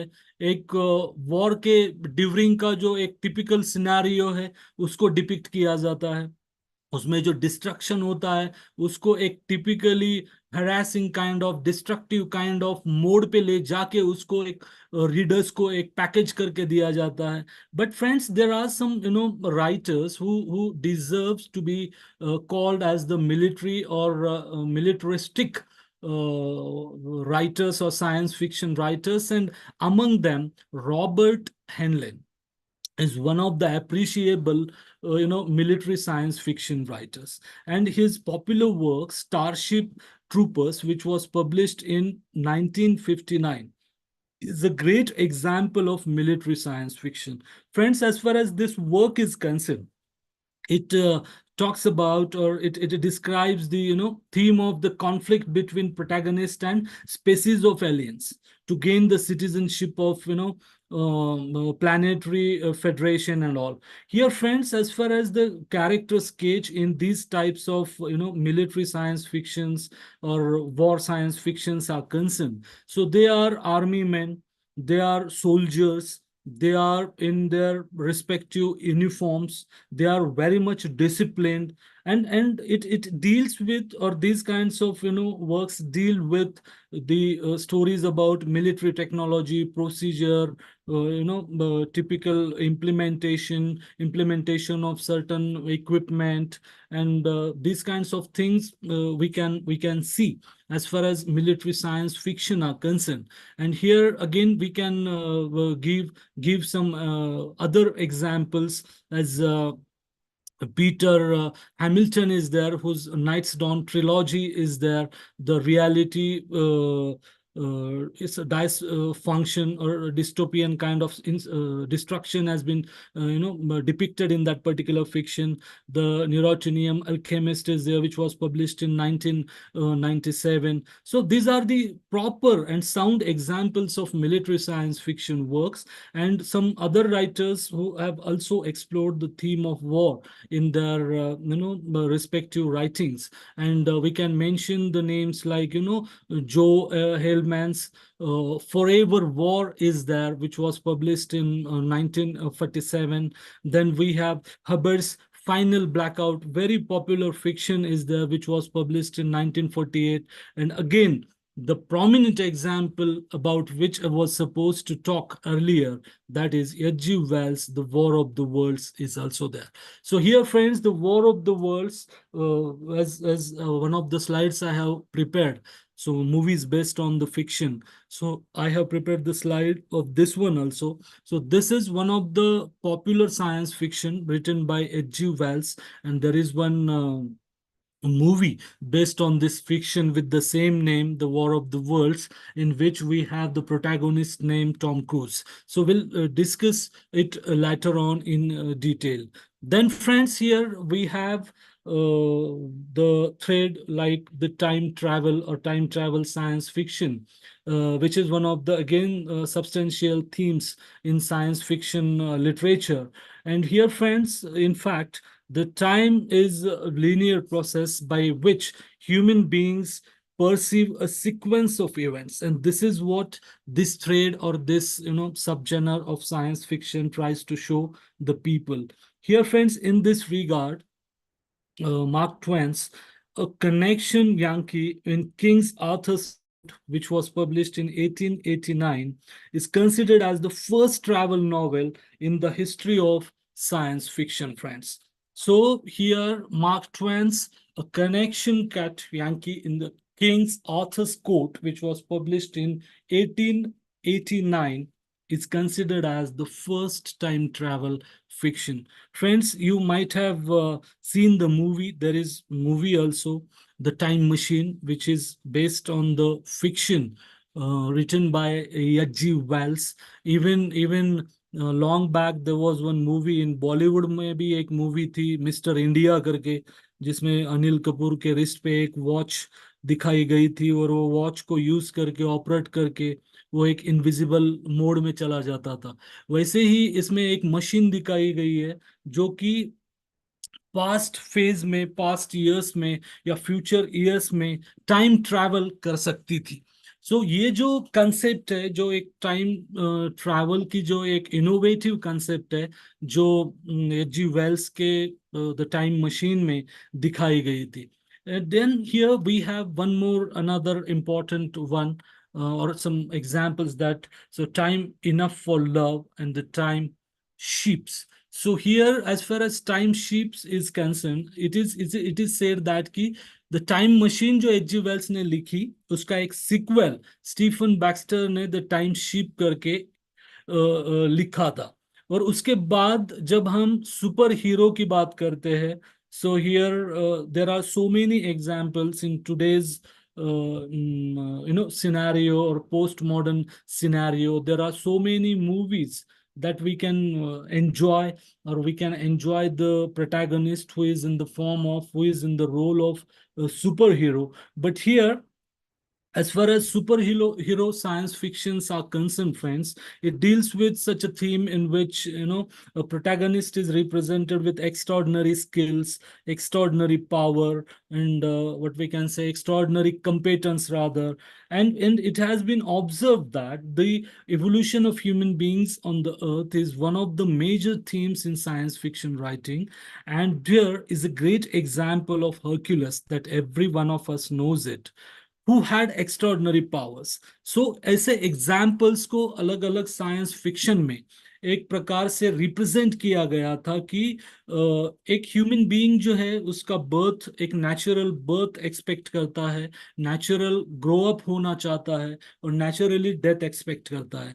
लेकिन इस दरम्यान कुछ ऐसे टिपिकल इंसिडेंट्स नरेट किए जाते हैं, या इस दरम्यान कुछ ऐसे टिपिकल इंसिडेंट्स बताए जाते हैं, दिखाए जाते हैं कि जिसके वजह से एक एक एक्स्ट्रॉर्डनरी स्किल, एक्स्ट्रॉर्डनरी पावर, एक एक्स्ट्रॉर्डनरी कंपेटेंसी उस बंदे के अंदर आ जाती है, और उसके बिहाफ से वो अलग लाइफस्टाइल या अलग दुनिया में चला जाता है।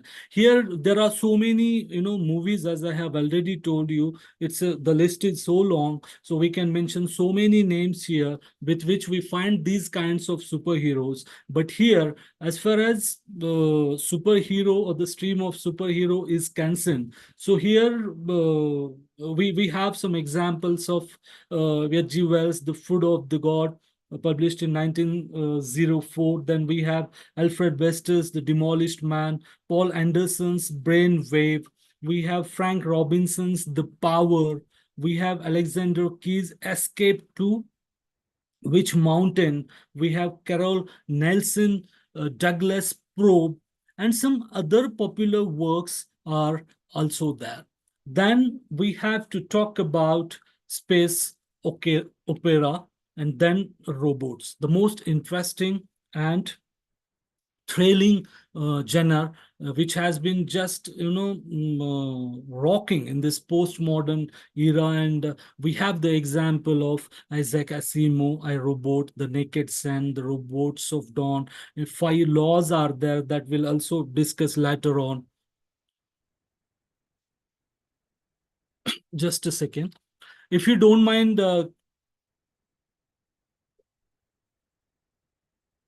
can Yes, we sir. have a break of 5 minutes? Who is coordinating this session? May I know? 10 minutes break है सर। Sorry, सर 10 मिनट्स का ब्रेक लेते हैं। आप may I know your good name? Sir मैं roll number is 23 Subhadra Kumari Sinha. Sir नियम है कि 10 मिनट या 5 मिनट का ब्रेक लेते हैं sir. So we'll do one thing. See, it's 4:50. So we'll resume at sharp 5. Okay. Okay sir. Thank Okay, you. sir. Be there. Thank you. Of course.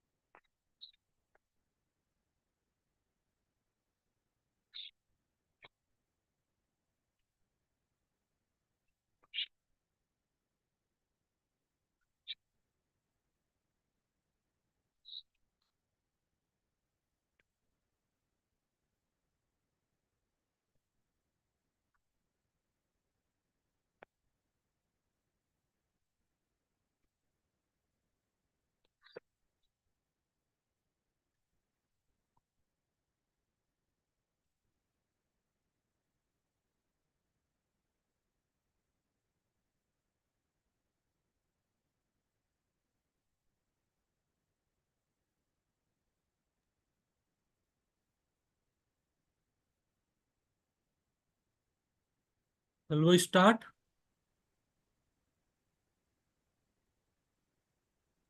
Yes, sir. Okay.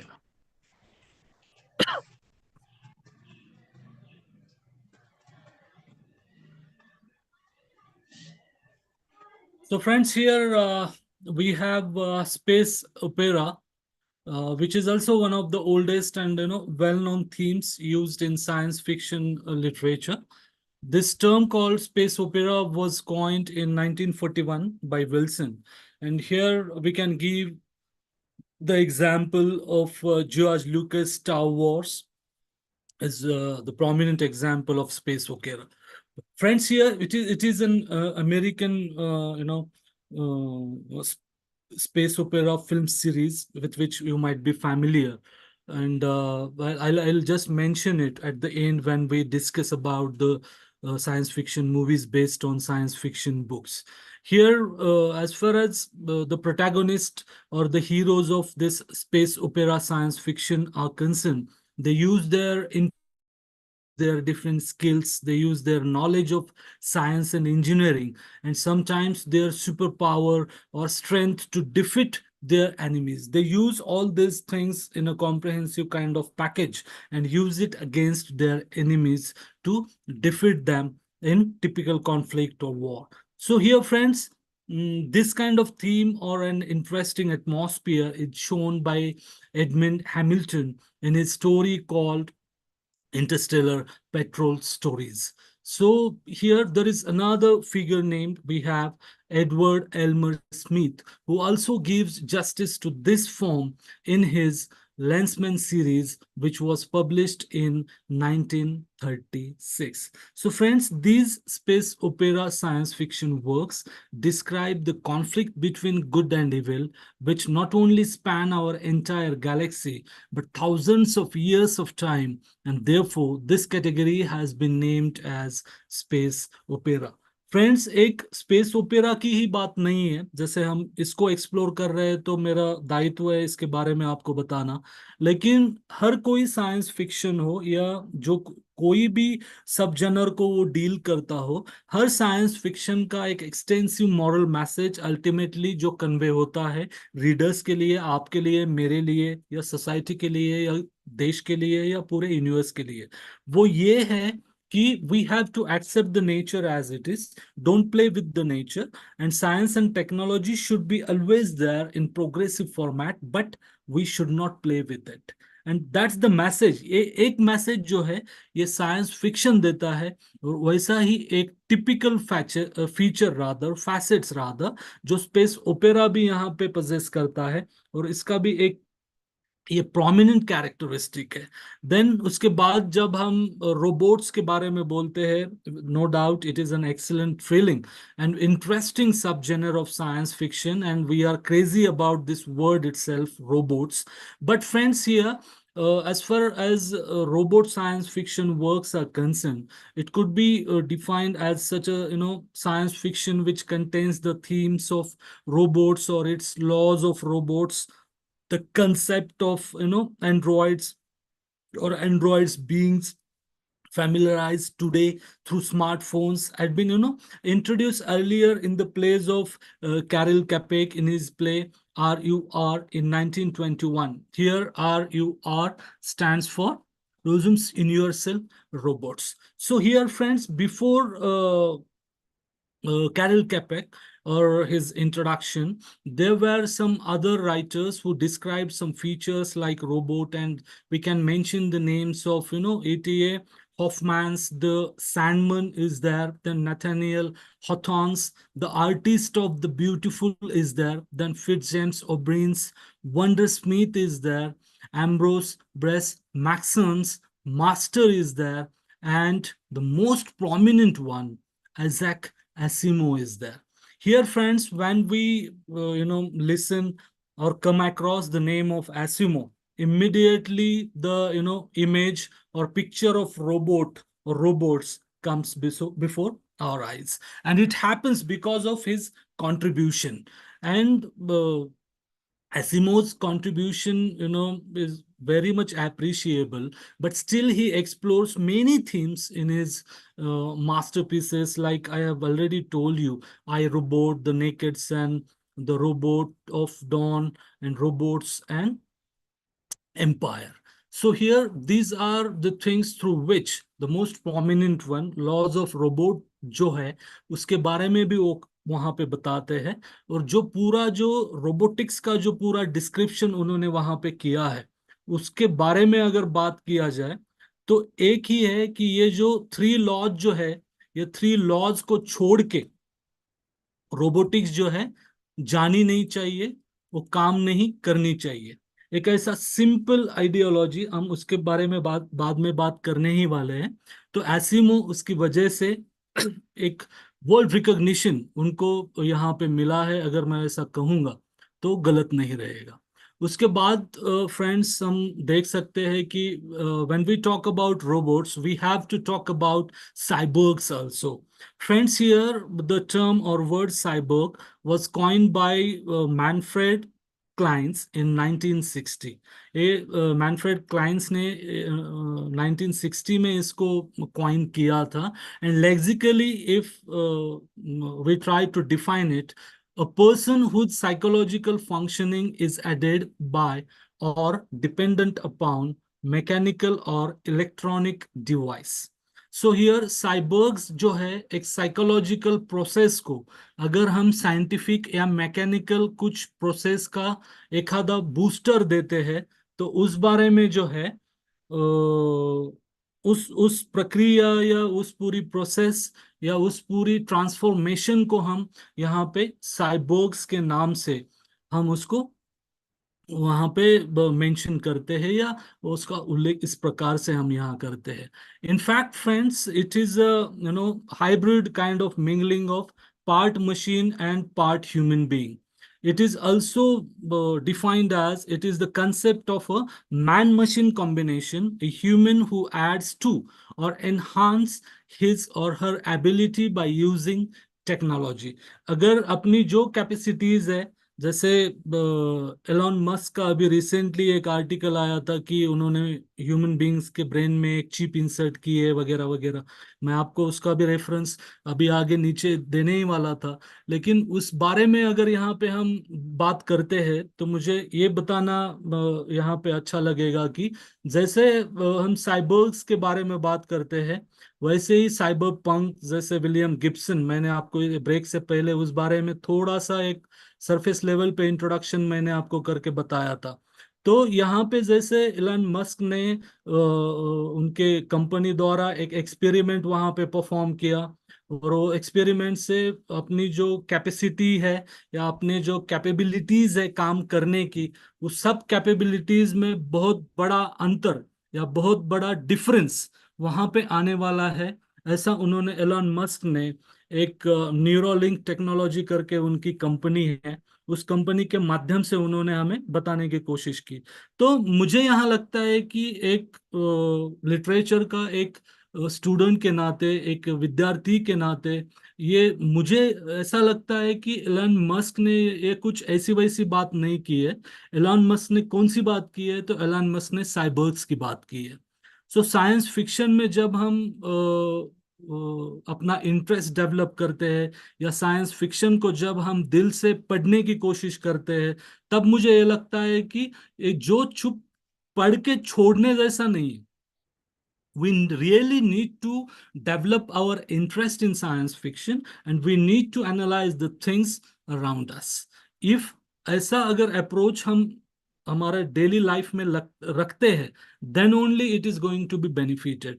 ऐसे ही attack करके एक बीच में movie आई थी, जिसमें John Abraham जो है एक सोल्जर की भूमिका में थे। तो उस मूवी में आपने नहीं देखी तो बाद में देखिए।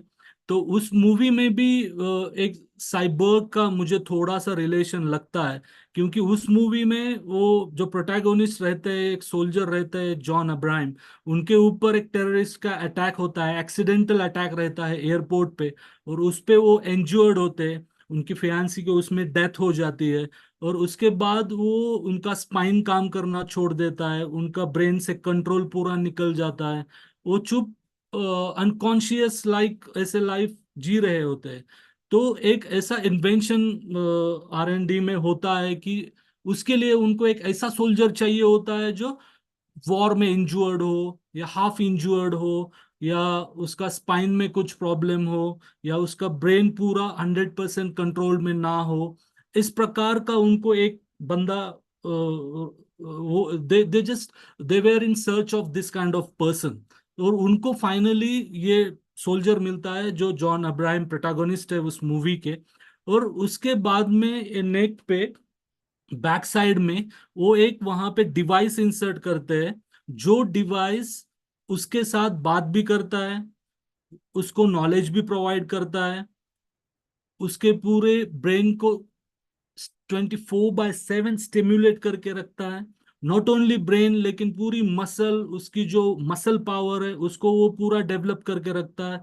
और उसके अकॉर्डिंगली जब अपने पार्लियामेंट पे अटैक होता है उसमें दिखाया गया है, तो वो अकेला बंदा सबको वहां पे डिफीट करता है। तो एक डायलॉग जो उसमें, जैसे हम आज अलेक्सा से बात करते हैं, सीरी से बात करते हैं आईफोन में वगैरह वगैरह, ये जो कुछ भी होता है, या अभी जैसे फुल्ली ऑटोमेटेड लोडेड गाड़ियां, हम MG हेक्टर जैसी गाड़ियां देखते हैं, उसमें हाय MG, हेलो MG करके हम बात वॉइस असिस्टेंट से बात करते हैं। तो ये सब चीजें जो है कहीं ना कहीं साइंस फिक्शन में कभी ना कभी इसका जिक्र डेफिनेटली किया गया है। और ये जो है आज हम इसको डील करते हैं नया नया सोसाइटी में, या कहीं मूवी में हम ये सब चीजें देखते हैं, उसके लिए हमें ऐसा लगता है कि नहीं यार, ये कुछ तो नया है, ये अनबिलीवेबल है। लेकिन मैं I always try to share the same kind of feeling that whenever we deal with science fiction, it always talk about the plausible things in the sense की जो चीजें हो सकती है। कभी हमने सोचा नहीं था हम वीडियो कॉल करेंगे, कभी हमने सोचा नहीं था हमारे हाथ में स्मार्टफोन होगा, कभी मैंने भी सोचा नहीं था मैं यहाँ पे 400 किलोमीटर पे बैठ के आप लोगों को एक ऑनलाइन लेक्चर डिलीवर करूंगा ऐसे ही वेबकैम, लैपटॉप और जूम ऐप के माध्यम से। So all these things once, हर एक चीज जो आप कभी सोचते हो आपको वो फैंटेसी ही लगती है, आपको इमेजिनेशन ही लगता है। लेकिन उस चीज के बारे में जब रिसर्च एंड डेवलपमेंट होता है, या उस चीज के बारे में कुछ एक इन्वेंशन होता है, तो उसके बाद हमें लगता है कि नहीं यार, ये चीज तो होनी ही है। अब उसके बाद जैसे मैंने आपको बताया कि इटोपिया एंड डिस्टोपिया, इसके बारे में मैंने आपको डिटेल में बताया है कि इटोपिया का मतलब क्या है और डिस्टोपिया का मतलब क्या है। उसके बाद ये एपोकलिप्स एंड पोस्ट एपोकलिप्स, ये जो चीज है कि जैसे मैंने आपको बताया कि एक डिवास्टेशन जो होता है, ये डिवास्टेशन होने के बाद का जो सिनेरियो है that is post apocalypse. So here the theme of apocalypse and what we can say post apocalypse are also one of the prominent threads and major themes and subgenres of science fiction। क्योंकि बहुत से science fiction में हमको ये देखने को मिलता है। क्योंकि साइंस फिक्शन में अगर ये डिस्ट्रक्शन ना हो, या कुछ इन्वेंशन ना हो, या कुछ साइंटिफिक चीजों का जिक्र ना हो, तो ये साइंस फिक्शन होगा ही नहीं। और जैसे ही हम जैसे एपोकलिप्स, पोस्ट एपोकलिप्स के बारे में बात करते हैं, so post apocalypse science fiction is always set in a world और what we can say civilisation after such any of the disaster, war वगैरह जो कुछ भी होता है, उसके बाद का जो एक सिनारियो होता है उसको पोस्ट एपोकलिप्स, और उसके दरम्यान का जो होता है दैट इज एपोकलिप्स। सो उसमें इस बारे में हम यहाँ पे मैरी शेली का द लास्ट मैन, उसका एग्जाम्पल हम यहाँ पे दे सकते हैं। उसके बाद रिचर्ड मैथेसन्स का I am legend which was published in 1954, उसका भी एग्जाम्पल हम दे सकते हैं। J.G. Ballard का एक बहुत ही पॉपुलर रिनाउंड वर्क है द बर्निंग वर्ल्ड, वो भी इस बारे में बहुत से क्लूज, बहुत से एलिमेंट्स का जिक्र इस बारे में किया जा सकता है।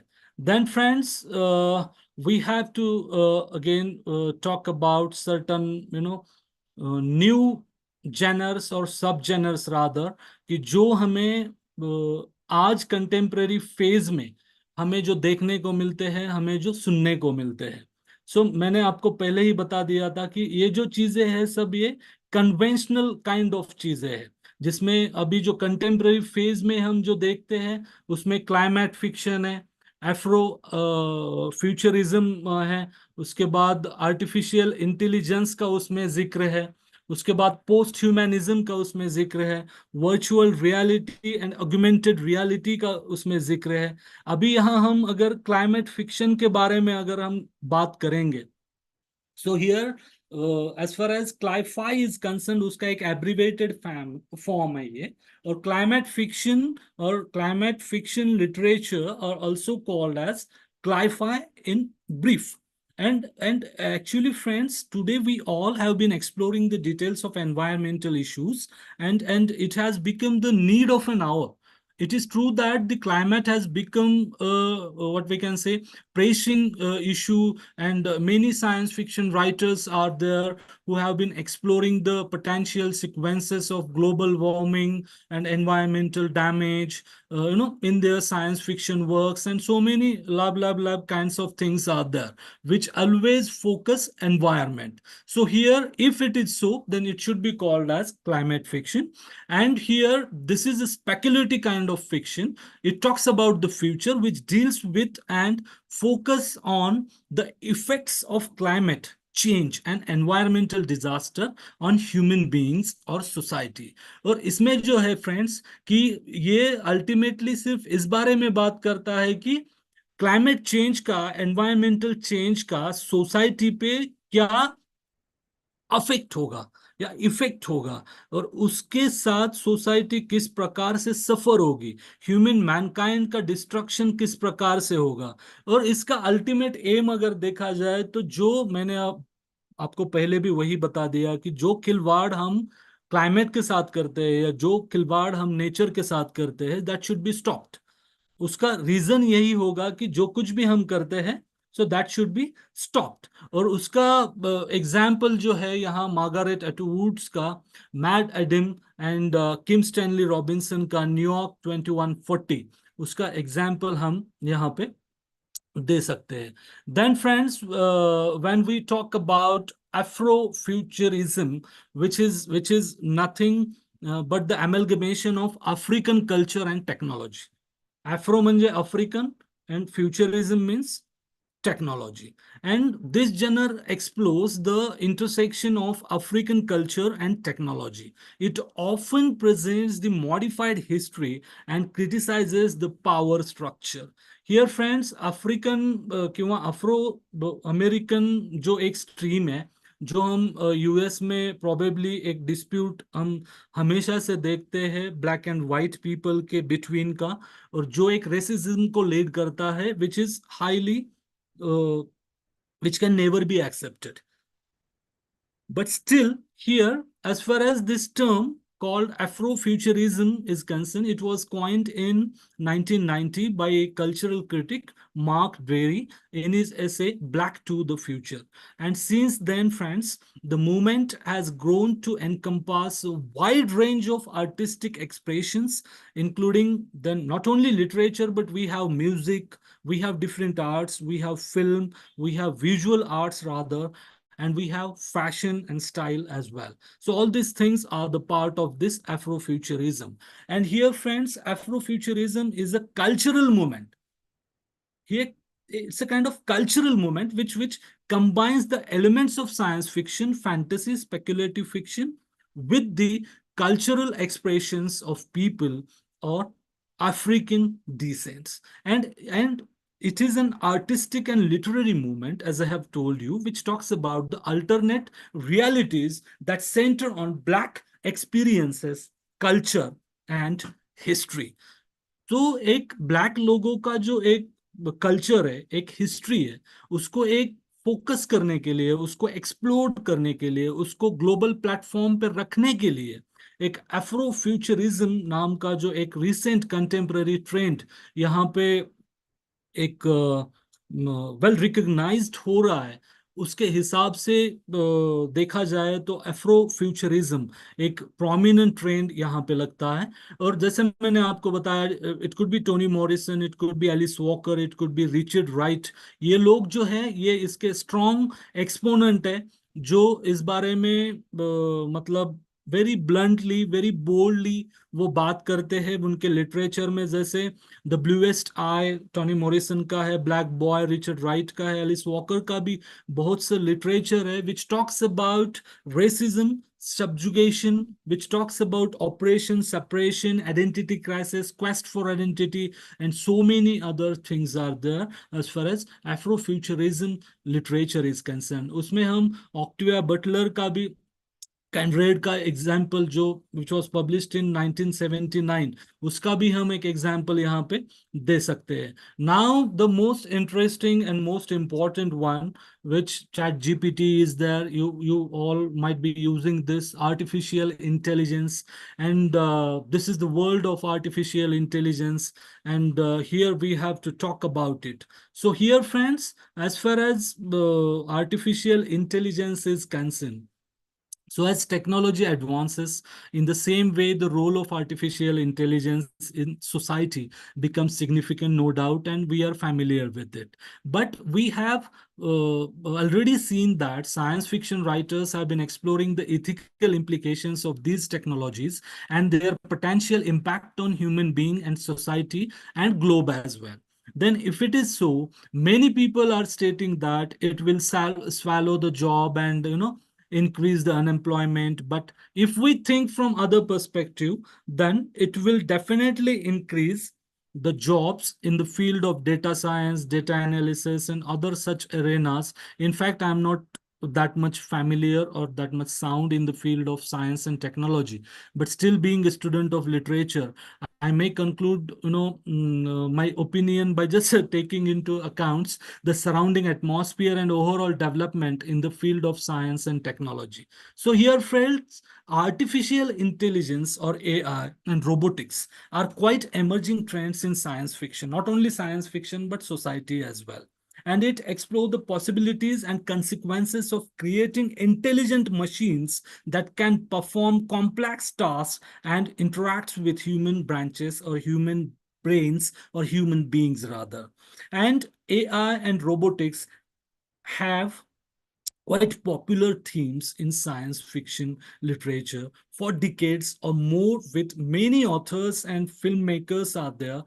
One of the most common themes in AI and robotic science fiction is the idea of machine becoming very much responsive and developing consciousness, which can lead to questions about the nature of intelligence and the ethical implications of creating intelligent machines. So here friends, if it is so, हमें जो है nature को disturb नहीं करना है, एसिमो के 5 laws हमें दिमाग में रखना है, हमें साइंस टेक्नोलॉजी के साथ खिलवाड़ भी नहीं करना है, साइंस टेक्नोलॉजी को एक पावरफुल टूल, एक अलमाइटी गिफ्ट, साइंटिस्ट का गिफ्ट करके एक्सेप्ट करके उसको नर्चर करना है.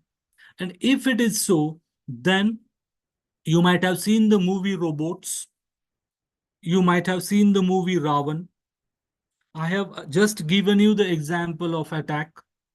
There are some other movies in Hollywood, but there are very less in Bollywood and the South Indian film industry as well, where we rarely find movies based on science fiction. But see, ethical use of science fiction, ethical use of science and technology should be there. And if it is so, then definitely it is going to create, it is going to, what we can say, create a positive impression on the society and coming generations as well. When we talk about post-humanism, here friends, post-humanism is another emerging trend in science fiction, which explore possibilities and consequences of human enhancement and evolution beyond our current biological form. Friends, here it can accommodate the themes like transhumanism, artificial intelligence, and I have already told you, or we have discussed the definition and facets of cyborgs. So all these things come under this category. And here, William Gibson's neuromancer is there. We have already seen that example in many subgenres and their flow of discussions, that Richard K. Morgan's altered carbon is also there, which is one of the prominent examples of post-humanism, or the trend of post-humanism, which has been set in British literature, science fiction literature by William Gibson. And there are some other such writers who have tried their level best to talk about this one. And friends, finally, we have the virtual reality and augmented reality, which can be abbreviated as VR and AR. Friends, through this subgenres of science fiction, science fiction, these kinds of different streams that we have, and if we talk about, or if we think about the writers of science fiction who explore the implications of virtual and augmented reality in society. Here, friends, including how it could change how we interact and experience the world with the help of advanced technology. Here, friends, in short, if I'm not wrong, virtual reality and augmented reality are emerging trends in science fiction, no doubt, and it imagines new worlds and experiences beyond our physical reality, as the conceit is there, which shows that the existence beyond human existence, the thing beyond human existence. In the same fashion, when we talk about virtual reality and augmented reality, so here it imagine new worlds and experiences beyond our physical reality. अपने physical reality के आगे जाके ये सोचते हैं, इनका imagination वहां तक पहुंच जाता है. And that's why it feels, I personally feel that it is true that in recent years also, there have been a number of science fiction works that explore VR and AR. We have an example of Ernest Cline's Ready Player One, which is a science fiction novel, and it takes place in a dystopian future where people spend most of their time in a virtual world called Oasis. So, friends, besides this, William Gibson's Neuromancer and Neil Stephenson's Snow Crash. So these are also there, and these are the perfect examples of virtual reality and augmented reality. So then, here we'll talk about science fiction and fantasy. So here, friends, as I have already told you, science fiction and fantasy, these two are the very correlating kind of terms, and science fiction is not possible without fantasy. I have already told you. So I don't want to discuss its origination and all these things, but here it is the part of psychology, and Sigmund Freud tries to talk about it as far as its origination is concerned, or the word fantasy is concerned. And here the word fantasy has been used at first by him, and from the application of this word, which has been done by Sigmund Freud, that fantasy word has came into existence. Here Mark Rose talks about this fantasy's definition as science fiction differentiates itself from fantasy. I have already told you in the introduction or introductory part itself that, so as far as science fiction is concerned, so we cannot imagine, we cannot expect science fiction without fantasy. So fantasy has to be there, and on the basis of fantasy, we can expect, or science fiction writers can compose or write science fiction work for the society and globe. That's why the existence and importance of fantasy is very, very important. And here William Coyle says it should be stressed that fantasy is not genre. Its literary expressions includes science fiction, utopia, dystopias, lampoon, parody, fairy tales, folk legends, allegory, myth, fable, nonsense words, dream literature, absurdist drama, and numerous other forms. So here, friends, fantasy is not a kind of genre. As we have prose poetry, novel, drama. It is not like this. So it should be taken into account. It should be considered as the expression. It gives the expressions with the help of literature. It doesn't talk about certain things. But when we put this word into the structure of science fiction, that time we cannot expect science fiction without fantasy. Because this is fantasy which gives, which strengthens, which makes powerful the structure of science fiction. As I have already told you, when we talk about science fiction, it talks about plausible things. Sometimes it talks about impossible things और supernatural things जो कभी भी होना नामुमकिन है, लेकिन कुछ चीजें साइंस फिक्शन में इस प्रकार से दिखाई गई है कि जो प्लॉजिबल लगती है, जो पॉसिबल लगती है, जो कभी ना कभी it may happen, it may come into existence someday. इस प्रकार की फीलिंग हमें यहाँ पे होती है. Now see, science fiction here seems possible, but fantasy never. I have already told you. Science fiction is a set of fantasy. Without fantasy, we cannot expect science fiction. Science fiction and fantasy, a speculative form, as I have already told you. So science fiction, we have seen the definition of Asimov as well. Just a second.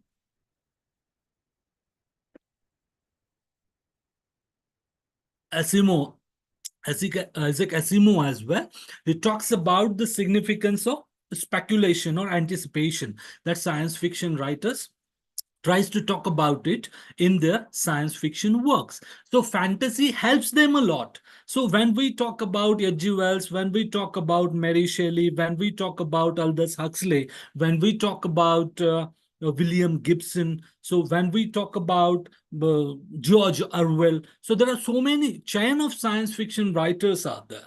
So whenever we try to talk about them, as I have given you the instance from the island of Dr. Moria, a biological experiment, a kind of vivisection, biological mutation, all these things have been shown in that particular fiction. But those are the things which take us to against nature. Nature doesn't accept it. And that's why the conclusion, नहीं तो उनका जो and होता है, जो climax होता है, वो बहुत हरासिंग काइंड ऑफ होता है. और उसी फिक्शन में भी यही एक जिक्र वहां पे किया हुआ हमें नजर आता है.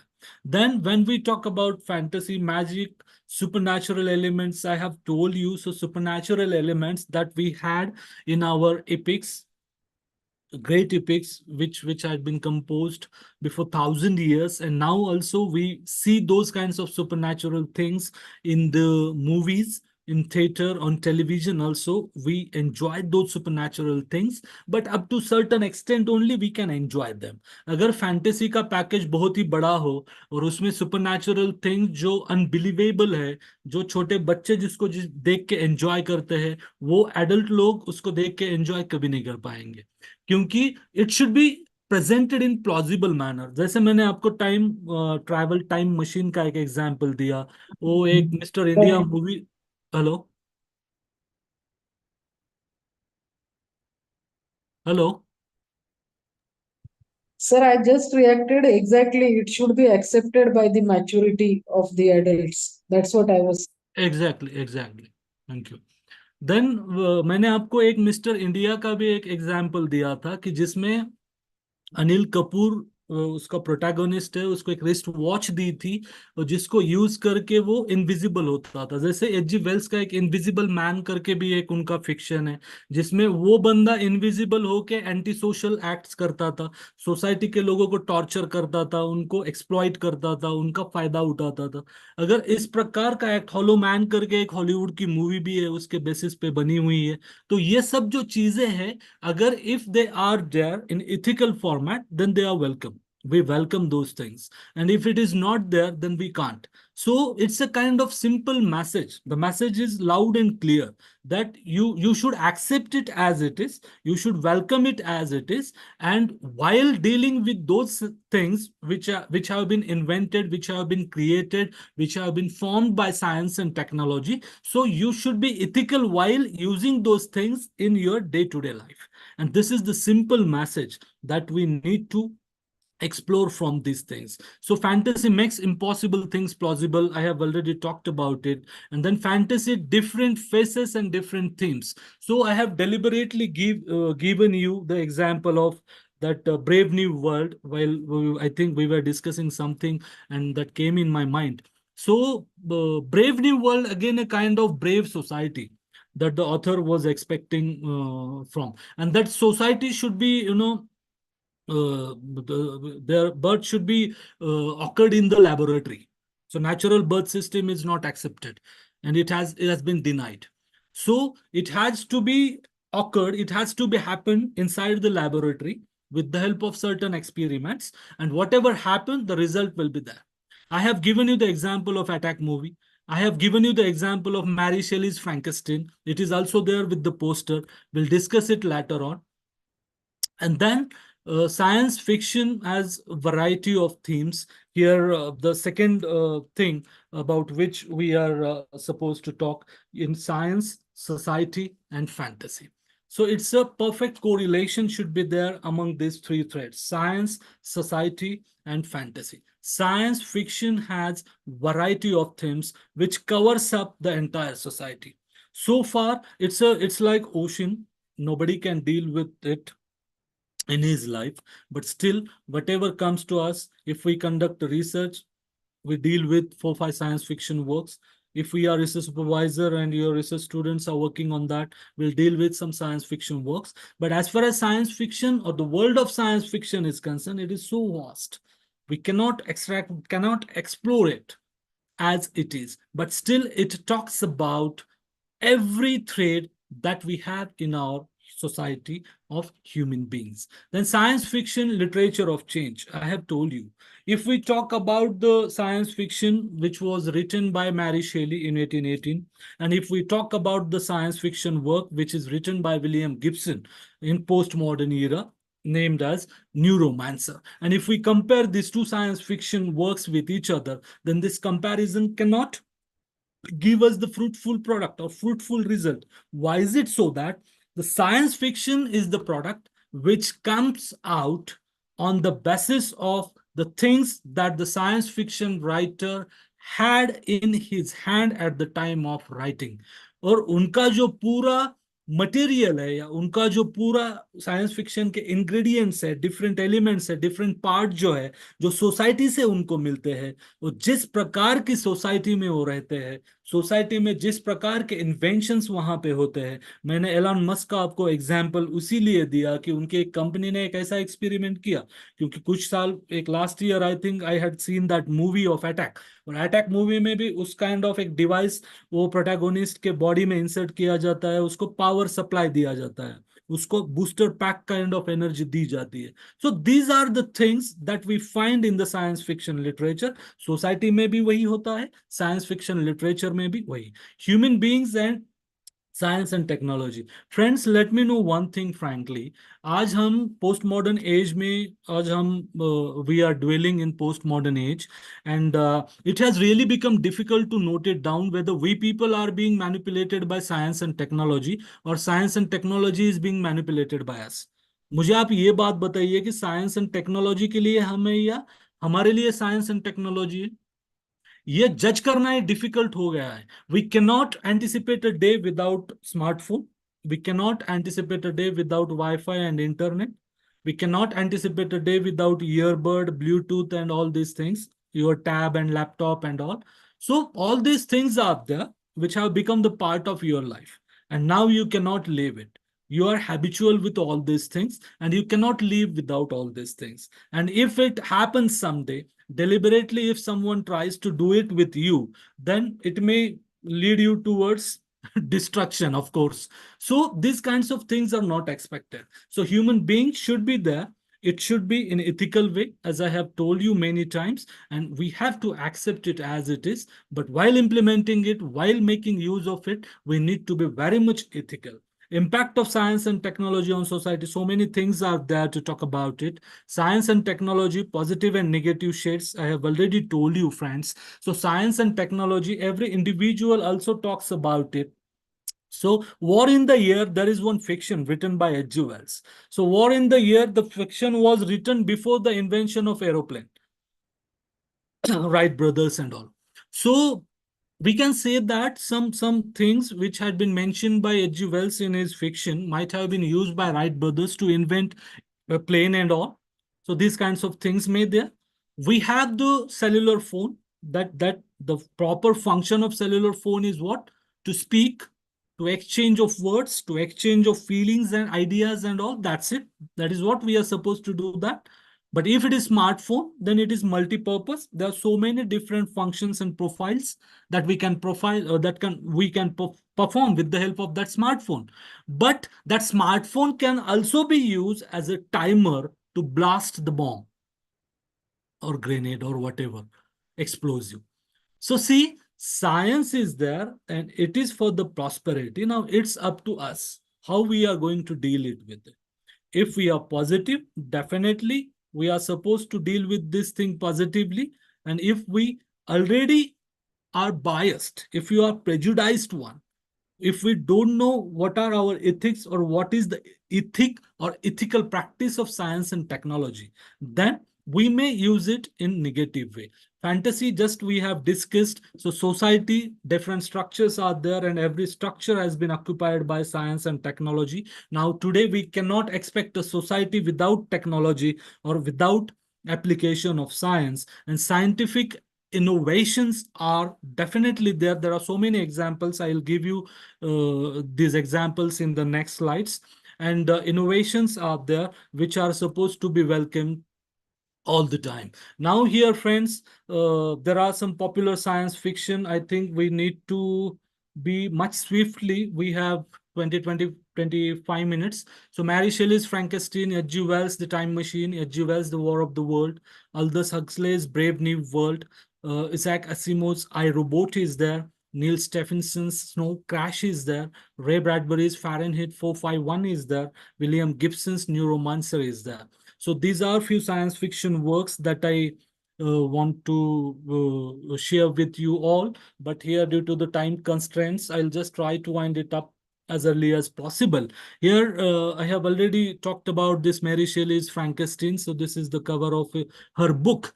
And it is a kind of act which has been performed by a kind of scientist which wishes to go against the nature, and the result comes in the form of destruction. We have already discussed the time machine. As Einstein's relativity theory is there, time is equal to whatever is equal to mc square and all. So I'm not the student of science, so please don't take me otherwise. And if time and space cannot be separated from each other, and that's the reason we are able to think about the past and not about the future. And if we are able to separate these two streams from each other, then we might have be able to think about the future and not about the past. So it could be the reason, but a kind of innovative thing I have already told you. So the time machine, the movie is already there on YouTube also. It might be there. You can check it. You can explore it.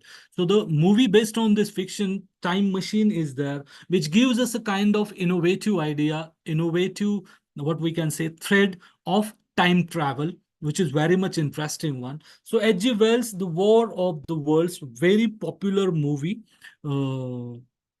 That we will discuss it later on. But as far as this fiction is concerned, War of the World, it gives us, or it paves the way to the notion of people, that some people might be having a kind of notion that they are the owner of this earth.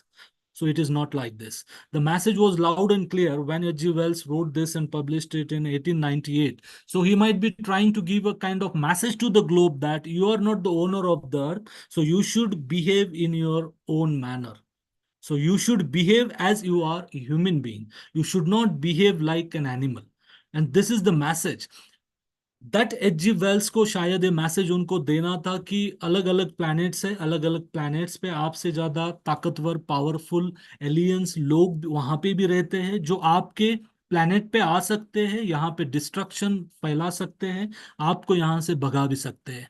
लेकिन एक प्रकार का जो एक scientific advancement 19th century के last decade में H.G.. Wales ने जो दिखाया है, एक ट्राइपॉड के फॉर्मेट में, एक एलियंस काइंड ऑफ एक गेस्चर्स, एक अपीयरेंस जो वहां पे एक ट्राइपॉड्स का दिखाया है war of the world movie में, वो बहुत ही भयानक है। सो दैट हम इजीली वो देख भी नहीं पाएंगे। एक लेजर टेक्निक जो है, लेजर गन्स जो है, लेजर गन्स के सहारे, लेजर का इन्वेंशन उसके बाद हुआ था एक्चुअली, लेकिन लेजर का जो एक वेपन वहां पे उस मूवी में जो दिखाया गया है, वो बहुत ही टेरिफिक है। वो डिस्ट्रक्शन के पर्सपेक्टिव से उसको उसमें दिखाया गया है। ऐसे बहुत सी चीजें हैं जो एच.जी. वेल्स ने वॉर ऑफ द वर्ल्ड्स में दिखाया। अल्दस हक्सले का भी इन दिस वे और that way, brave new world, एक टिपिकल सोसाइटी उसने अल्दस हक्सले ने वहां पे दिखाई है। So I was just looking for this slide. So as a Asimov's I robot is that. So robots के जो रूल्स है, 3 रूल्स, लॉज ऑफ रोबोटिक्स क्या है? A robot may not injure a human being or through inaction allow a human being to come to harm. This is the first one. Second, a robot must obey the orders given it by human beings except where such orders would conflict with the first law. That means rule first. And third one, a robot must protect its own existence as long as such protection does not conflict with the first or second laws. Now, see, think, friends. So, these are the laws of robotics, which are given by Isaac Asimov, and we are familiar with the movie called Robot. So, see, these are the things. Then we have Neil Stephenson's Snow Crash, very popular. Again, Ray Bradbury, American sci-fi writer. It's Fahrenheit is there, in which इसमें भी domination जो है science and technology का, एक बहुत बड़ा domination इसमें दिखाया गया है। और इसमें ये भी दिखाया गया है कि एक ऐसा फेज है कि जिसमें साइंस एंड टेक्नोलॉजी इतनी डोमिनेंट है कि जिसमें अभी बुक्स, नॉलेज या सब इन चीजों की अभी बिल्कुल भी जरूरत वहां पे नहीं है। और उसके लिए as far as Ray Bradbury's Fahrenheit 451 is concerned, friends, it is a super piece of science fiction, no doubt. And in the world of Fahrenheit 451, it means in this fiction, I have told you, technology rules over a society. Society का जो society पे हुकूमत जो दिखाई गई है, वो technology की दिखाई गई है।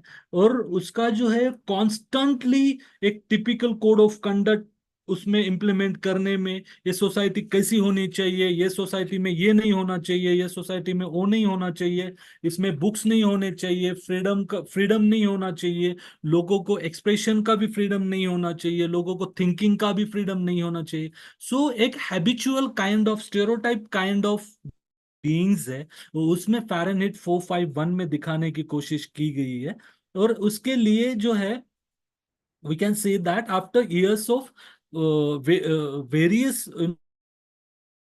offended by the differing beliefs presented in this, government decided to ban this one. This book was banned due to such unwanted and complicated things. We have the example of neuromancer. Again, I have just told you the example of cyborgs and cyberpunk we have discussed in the previous slides as well. So here, this Gibson's neuromancer, friends, it is considered a cyberpunk book which deals with a future dystopian world.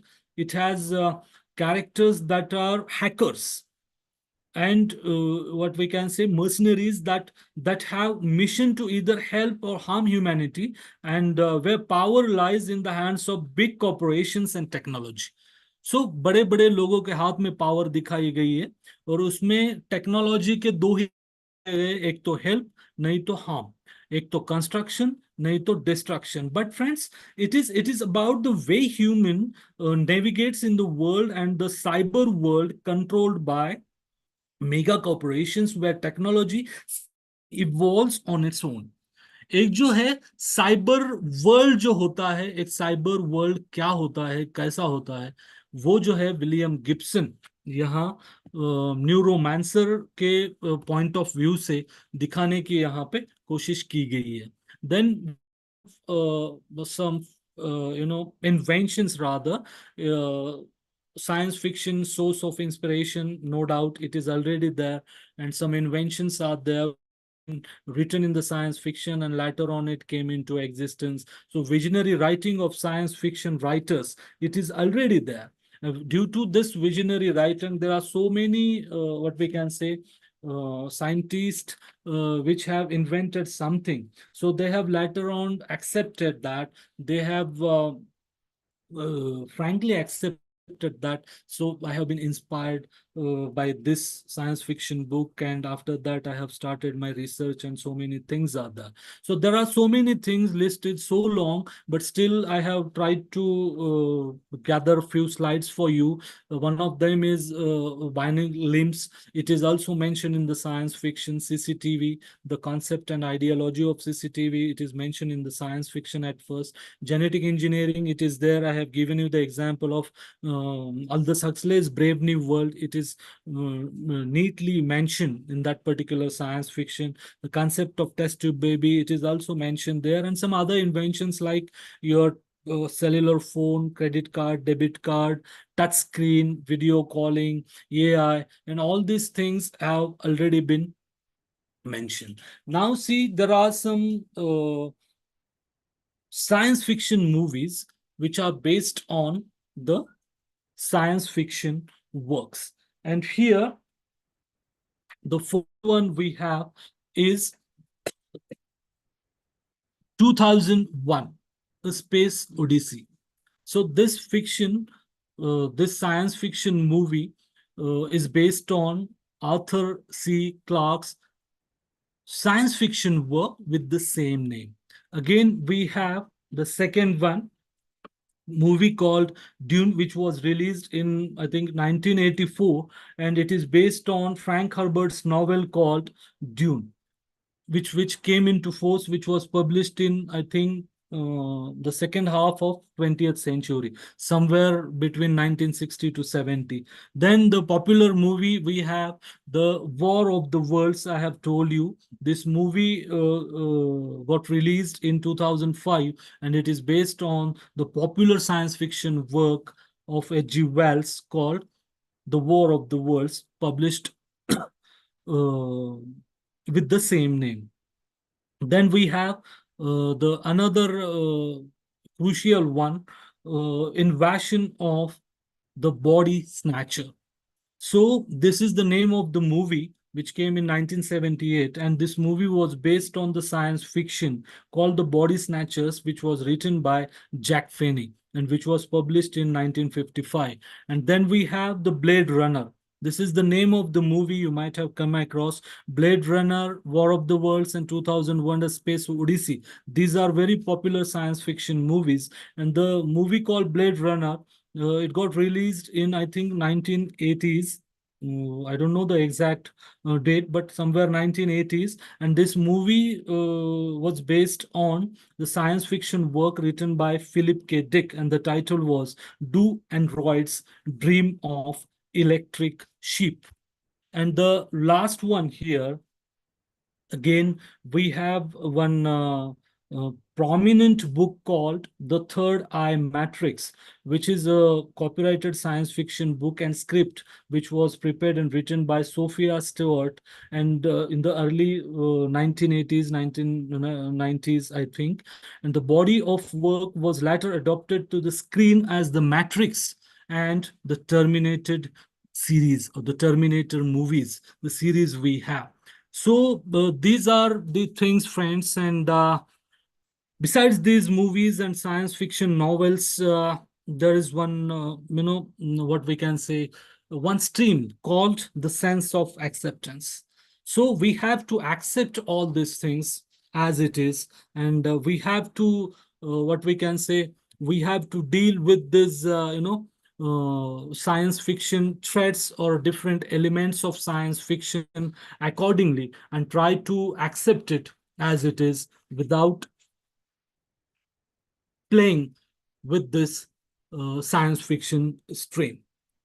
So friends, this is what all about science fiction literature, and different streams, different elements, the meaning, definitions, different types, science fiction movies, science fiction renowned books, science fiction works, literature, and different ideas, subgenres, or different themes which have been incorporated in the science fiction, different subgenres of science fiction. That this is what I wanted to share with you all. I do accept it, I confess it. It was a very swift kind of lecture, but I did not have any choice.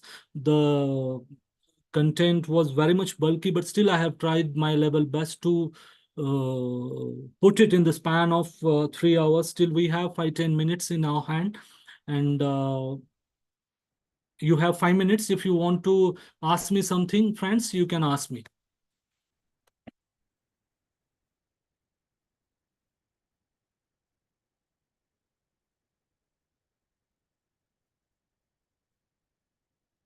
Hello,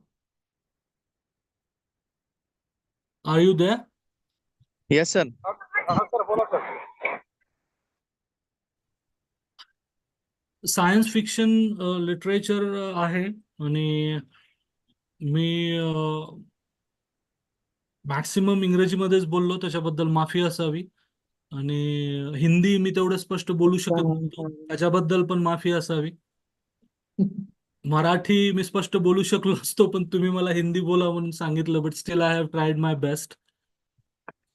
so this is what की एक science fiction साहित्याचा एक prominent सबजनर या पर्स्पेक्टिव्हनी मी आपल्या सर्वांशी science फिक्शनचा एक ओघावता आढावा या 2.5-3 तासाच्या लेक्चरमध्ये मी एक कॉम्प्रिहेन्सिव्ह पॅकेज आपल्या सर्वांना देण्याचा एक प्रामाणिक प्रयत्न केला आहे.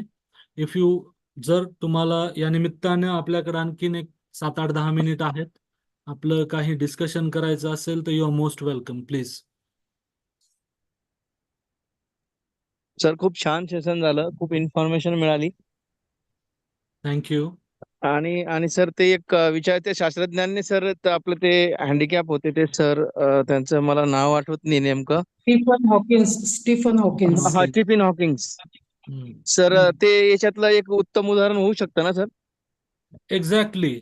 स्टीफन हॉकिंग्स हे तर no doubt one of the prominent examples आहेत सायन्स फिक्शन स्ट्रीम मधलं. पण सायन्स फिक्शन लिटरेचरकडं मला फक्त एक साहित्याचा विद्यार्थी म्हणून मला असं वाटतं की सायन्स फिक्शन लिटरेचरकडं आपण फक्त एक टाइमपास काइंड ऑफ स्ट्रीम किंवा एक इनोव्हेटिव्ह काइंड ऑफ गोष्टी आपल्याला त्याच्यातनं एक्सप्लोर करायला मिळतात म्हणून त्याच्याकडे नका बघू. तर सायन्स फिक्शनचा जर प्रवास आपण पाहिला, right from epic of Gilgamesh, and I have given you the example of Ramayan and Mahabharata सुद्धा, तर प्रवास जर पाहिला तर त्याचा सायन्स फिक्शनचा प्रवास जो आहे तो स्ट्रेंथनच होत आलेला आहे, तो कधी ब्रेक नाही झालेला. आणि आता म्हणजे रिसेंटली मी एक्झाम्पल तुम्हाला दिले हे अटॅक रोबोट वगैरे, आणि मूवीज सुद्धा after all it's these are the forms of literature. Movies सुद्धा हे साहित्यच आहे, साहित्याचा तो प्रकारच आहे. आणि जसं साहित्याची डेफिनेशन आपण लिटरेचरची देतो ना, की साहित्यामध्ये त्याच गोष्टी आहेत ज्या आपण समाजामध्ये पाहतो, समाजामध्ये आपण अनुभवतो, समाजामध्ये आपण ऑब्झर्व करतो किंवा एक्सप्रेशन्स आपण देतो आणि घेतो.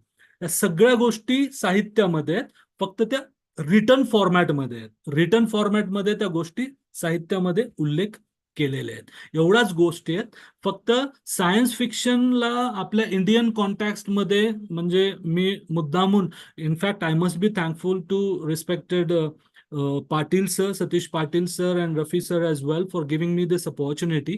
आणि त्यांनी मला टॉपिकचं पण फ्रीडम दिलं. ते सायन्स फिक्शन मी मुद्दामून घेतला. का घेतला की असं अजिबात बाइंडेड नाही की तुम्ही इंग्रजीचे विद्यार्थी असाल, इंग्रजी साहित्याचे विद्यार्थी असाल, शिक्षक प्राध्यापक असाल तरच तुम्ही हे वाचलं पाहिजे. It is not like this. In fact I have just tried my level best to inspire my 12 years daughter to deal with science fiction literature.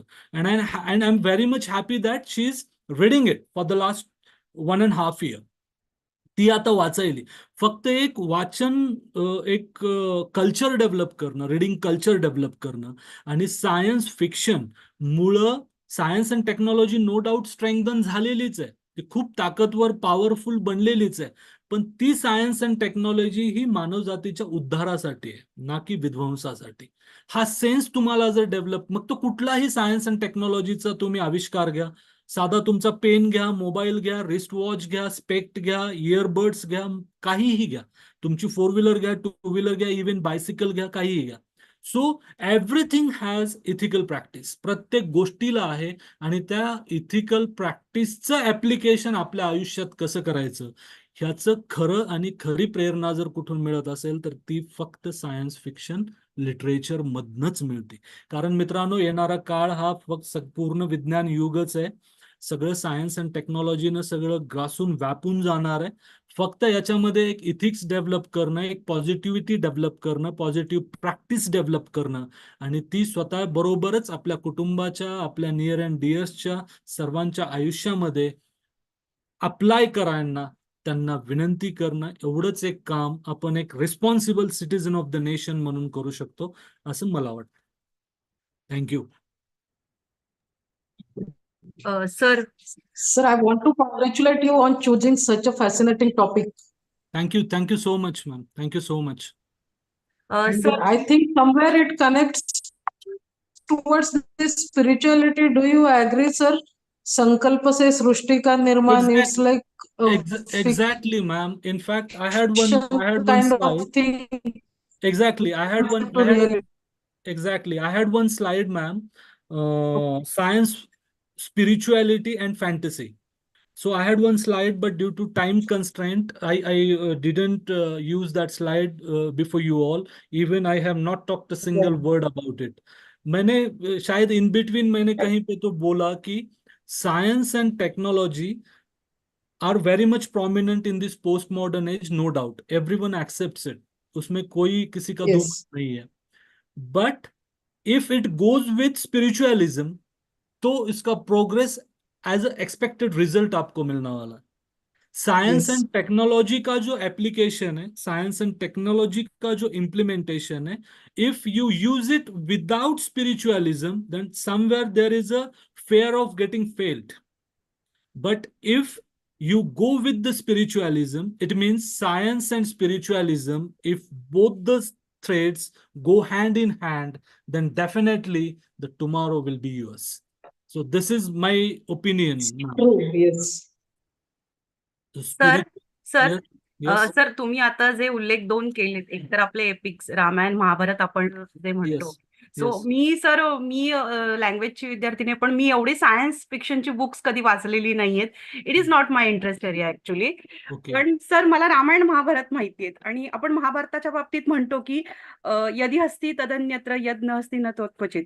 जे महाभारतात आहे ते जगात कुठेतरी आहे, जे महाभारतात नाही ते जगात कुठेही नाही, असं म्हटलं जातं. Yes. तर सर, मी जेव्हा महाभारत बघितलेलं तेव्हा मला काही गोष्टी जाणवल्या आणि मी ते सायंटिफिक वेने विचार करत होते की आपण जे म्हणतो की गांधारीचे 100 मुलं गांधारीला झाली आपण म्हणतो, तर कुठेतरी तेव्हा माझ्या डोक्यात आलेलं होतं की कदाचित तो टेस्ट ट्यूबचा हे असू शकतो, प्रकार असू शकतो, किंवा अनेक अस्त्रांचा वगैरे जो उल्लेख आहे. तर आता आपण जी म्हणतो की हे मिसाईल्स वगैरे किंवा आणखीन बरीच नावं सगळी आहेत.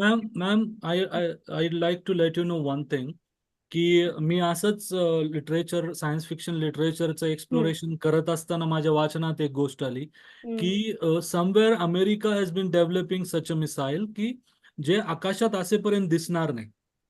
ठीक. जेव्हा ते बस्ट होईल तेव्हाच ते दिसेल हो. आणि ते बघायला नंतर कोणी राहणार नाही. Yes, yes, got yes. It. So invisibility, जेव्हा मी द इनव्हिजिबल मॅन वाचत होतो H.G. वेल्सचं, तेव्हा मला असं वाटलं की इनव्हिजिबल, जसं रडार सिस्टमला सुद्धा आपले काही एअरक्राफ्ट दिसत नाहीत, तर त्याच्यामध्ये इनव्हिजिबिलिटीचा सेन्स कुठल्या म्हणजे केमिकलच्या मदतीनं किंवा कुठल्या मटेरियलच्या मदतीनं त्यांनी वापरला, हा one part. So and second one, you talk about a number of children and all this, that sense. So no doubt test tube baby, if you deal with brave new world जर तुम्ही वाचलात तर brave new world मध्ये म्हणजे असं एक expression दाखवलेलं आहे किंवा अशी एक विश दाखवलेली आहे की अखंड रेसच लॅबोरेटरीमध्ये जन्माला घालायची. Okay. Okay okay. If you have dealt with the movie called Robot by Rajinikanth, तर त्याच्यामध्ये ते आय थिंक चिठ्ठी, निगेटिव्ह रोबोट हा चिठ्ठीच असतो ना नंतर तो. हो येस. हा, आणि त्याचे ते मल्टिपल रोबोट्स तो बनवतो नंतर. Yes yes. Cloning sir, cloning kind Yeah, of. cloning is already there, but Ah. when we talk about more than one son, more than one daughter, or number of kids, number of children in one family, so that is what I am just trying to justify it. So that kind of expression is there that we can find in the movie. The same expression is there in Brave New World, which has been depicted by Aldous Huxley, and the same expression is there in The Island of Dr. Moria, जे की H.G. Wells ने लिहिलं, की ज्याच्यामध्ये half ह्युमनाइज्ड animals पाहिजे होते त्याला. तो एक डॉक्टर असतो, एक सनकी डॉक्टर असतो, जो बायोलॉजिकल एक्सपेरिमेंट्स परफॉर्म करतो. आणि मला असं म्हणतो की ज्या समाजामध्ये मी राहतोय, ज्या समाज जातीमध्ये मी राहतोय, तिथं मला राहायचं नाही. मला एक अशी समाज रचना, एक अशी रेस मला डेव्हलप करायची आहे, तयार करायची आहे, की जी मोस्ट पॉवरफुल असेल आणि माझ्या शब्दाच्या पुढे ती गेली नाही पाहिजे. It means I am going to be the big boss. आणि शेवट त्याचा असा होतो, तो काही एक्सपेरिमेंट सक्सेसफुली करतो, काही जीव जन्मालाही घालतो, बायोलॉजिकल म्युटेशन्स बऱ्याच जणांची करतो, कुणाची कानं प्राण्यांसारखी बसवतो, कुणाचे आयब्रोज, कुणाचे नोज, कुणाचे लिप्स, चिन, फोरहेड सगळं करतो, even nails, fingers and all. आणि शेवटी असं होतं की त्या हाफ ह्युमनाइज्ड ॲनिमल्सला असं वाटतं की हा व्यक्ती कोण आहे जो आम्ही एवढे पॉवरफुल असताना हा आम्हाला ऑपरेट करतोय. See, sense that every individual has in common society इथं येतो. आणि ते लोक त्या डॉक्टर मोरियाला संपवून टाकतात, त्याचा नाश होऊन जातो. So the point is that पहिल्यांदा तुम्ही you should not go against the nature. Whatever experiment you are performing, if it is ethical, then only you are supposed to perform it, or should not. And when we try to compare these things with the epics or with the myths or with the mythological facts that we have in our culture and the culture of the globe, that time there are so many resemblances, there are so many instances, examples with which we can compare these two things, present and past, with each other.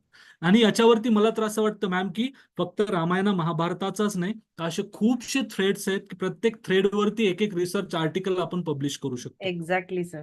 Thank you. Anybody else? हा sir, hello. Hmm. The great scientist doctor Jayant Narlikar सरांची पण एक वामन परत न आला ही Yes, एक yes. Fiction story exactly. आहे आणि ते मला फक्त मेन्शन करावं असं वाटलं म्हणून मी जस्ट बोलले. थँक्यू. वाचलात का मॅम तुम्ही? मी ऐकलंय त्याच्याबद्दल आणि त्यांच्याकडूनच त्यांच्या एका लेक्चर मधून मी त्याच्याबद्दल ऐकलंय, पण माझ्या वाचण्यात आलेलं नाहीये ते अजून, म्हणजे बुक. मॅम रिसेंटली मुंबईमध्ये माझे एक चांगले मित्र आहेत, रामकिशन भिसे म्हणून, इंजिनिअरिंग कॉलेजला ते प्राध्यापक आहेत. तर त्यांनी आदरणीय नारळीकर सरांच्या साहित्यावरतीच PhD केलेली आहे. त्यांचाही विषय इंग्रजीच आहे. आणि नारळीकर सरांच्या साहित्यावरती त्यांनीच नाही तर आपल्या इंडियन कॉन्टॅक्स्टमध्ये, महाराष्ट्रामध्ये तर डेफिनेटली आहेतच, इंडियन कॉन्टॅक्स्टमध्ये सुद्धा बरेचशी जण रिसर्चर्स त्यांचं साहित्य एक्सप्लोर करतोय. ऍक्च्युली मी मुद्दामून इंडियनला याच्यामध्ये इन्कॉर्पोरेट केलं नाही. का तर इंडियन लिटरेचरचा पर्स्पेक्टिव्ह वेगळा आहे. आणि मला ह्या सगळ्या गोष्टी तुम्हाला सांगायच्या होत्या ज्या ग्लोबल प्लॅटफॉर्मवरती किंवा US बेस्ड जे सायफाय ऑथर्स आहेत किंवा ब्रिटिश जे सायफाय ऑथर्स आहेत, या लोकांना मला वन बाय वन कमी वेळामध्ये जास्त डेटा, साहित्य मला तुमच्या समोर ठेवायचं होतं. That's why deliberately I did not utter a single word about Indian literature. But Narlikar सरांचं सुद्धा खूप छान आणि खूप मोठं योगदान आहे. आणि ते असं योगदान आहे की आता त्यांच्या योगदानावरती माझ्यासारखी स्टुडंट्स आता रिसर्च PhD करतायत. So you must read that ma'am, Vaman परत आलं. येस येस येस सर, नक्कीच. Yes. Anybody else? Thank you, sir. Thank you, Sanjay sir. So let me just conclude it from my end. Before expressing vote of thanks, if you are going to do that.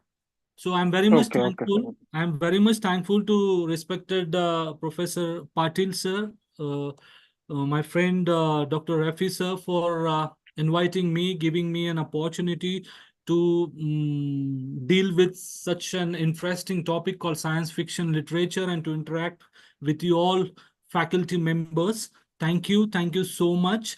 And indeed, I can say it was a kind of marathon lecture. So continuously, right from 3 to it's 6. So for the last 3 hours, you all are there. I really appreciate your patience, and thanks a lot for patient listening, and thanks a lot for being there for 3 hours. Thank you so much, one and all. Sir, Thank you so much. Sir Thank you आपले very much, sir. मनापासून आभार. Thank you sir. Sir आपण आजच्या lecture मध्ये science fiction लिटरेचरवर आपण खूप सखोल माहिती दिली. खरं म्हणजे वैज्ञानिक कथा, वैज्ञानिक साहित्य, त्याचा उगम, विकास आणि त्याचे प्रकार याचं सविस्तर विश्लेषण आपण केलं आहे. वैज्ञानिक सत्य, वास्तव आणि या सत्यावर आधारित लिहिलेलं वैज्ञानिक साहित्याचं स्वरूप काय असतं, त्या वैज्ञानिक साहित्याचे लिहिणारे जे लेखक आहेत त्यांचा आधारे आपण रामायण महाभारतापासून ते आजपर्यंतच्या मिथचा उपयोग वैज्ञानिक कथा साहित्यामध्ये कसा होतो आणि वैज्ञानिक साहित्यामध्ये वैज्ञानिक तथ्य कसे दडलेले असते ते रंजक पद्धतीनं न घेता विज्ञान समजून घेणारं साहित्य कसं आहे आणि robot, utopia, cyborgs, post humanism, virtual reality या सर्व बाबींचा आपण व्यवस्थितपणे या लेक्चरमध्ये माहिती दिली आणि त्याच्यापासून आपल्याला काय घ्यायला पाहिजे याविषयीची सुद्धा अतिशय चांगली माहिती सर आपण आम्हाला दिलात. त्याबद्दल आपले आम्ही सर्वजण खूप खूप आभारी आहोत. आणि या सत्राचे HRDC सेलचे director professor doctor S Patil sir, doctor Mohammad Rafi sir, Gaurav sir, Amol sir आणि आभासी पद्धतीनं सर्वजण ऐकत असलेले माझे सर्व सहकारी या सर्वांनी शांतपणे ऐकलं, चर्चेमध्ये सहभागी झालात त्याबद्दल सर्वांचे मी मनापासून आभार मानतो.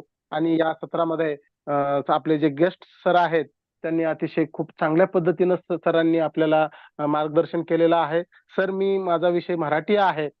विज्ञान कथा, वैज्ञानिक साहित्य याविषयीची थोडीफार समज मला आहे, परंतु इंग्रजी साहित्यामध्ये विज्ञान कथा कशी सांगितली जाते, त्याचा उगम कसा झाला आणि त्याचं जे काही स्वरूप आहे ते अतिशय चांगल्या पद्धतीनं आपण सांगलात. मी ते खूप समजून घेण्याचा प्रयत्न केला. त्याबद्दल तुमचे खूप खूप आभार सर. धन्यवाद sir. Thank you so much. Thank you one and all. Thank you sir. Thank you. Thank you.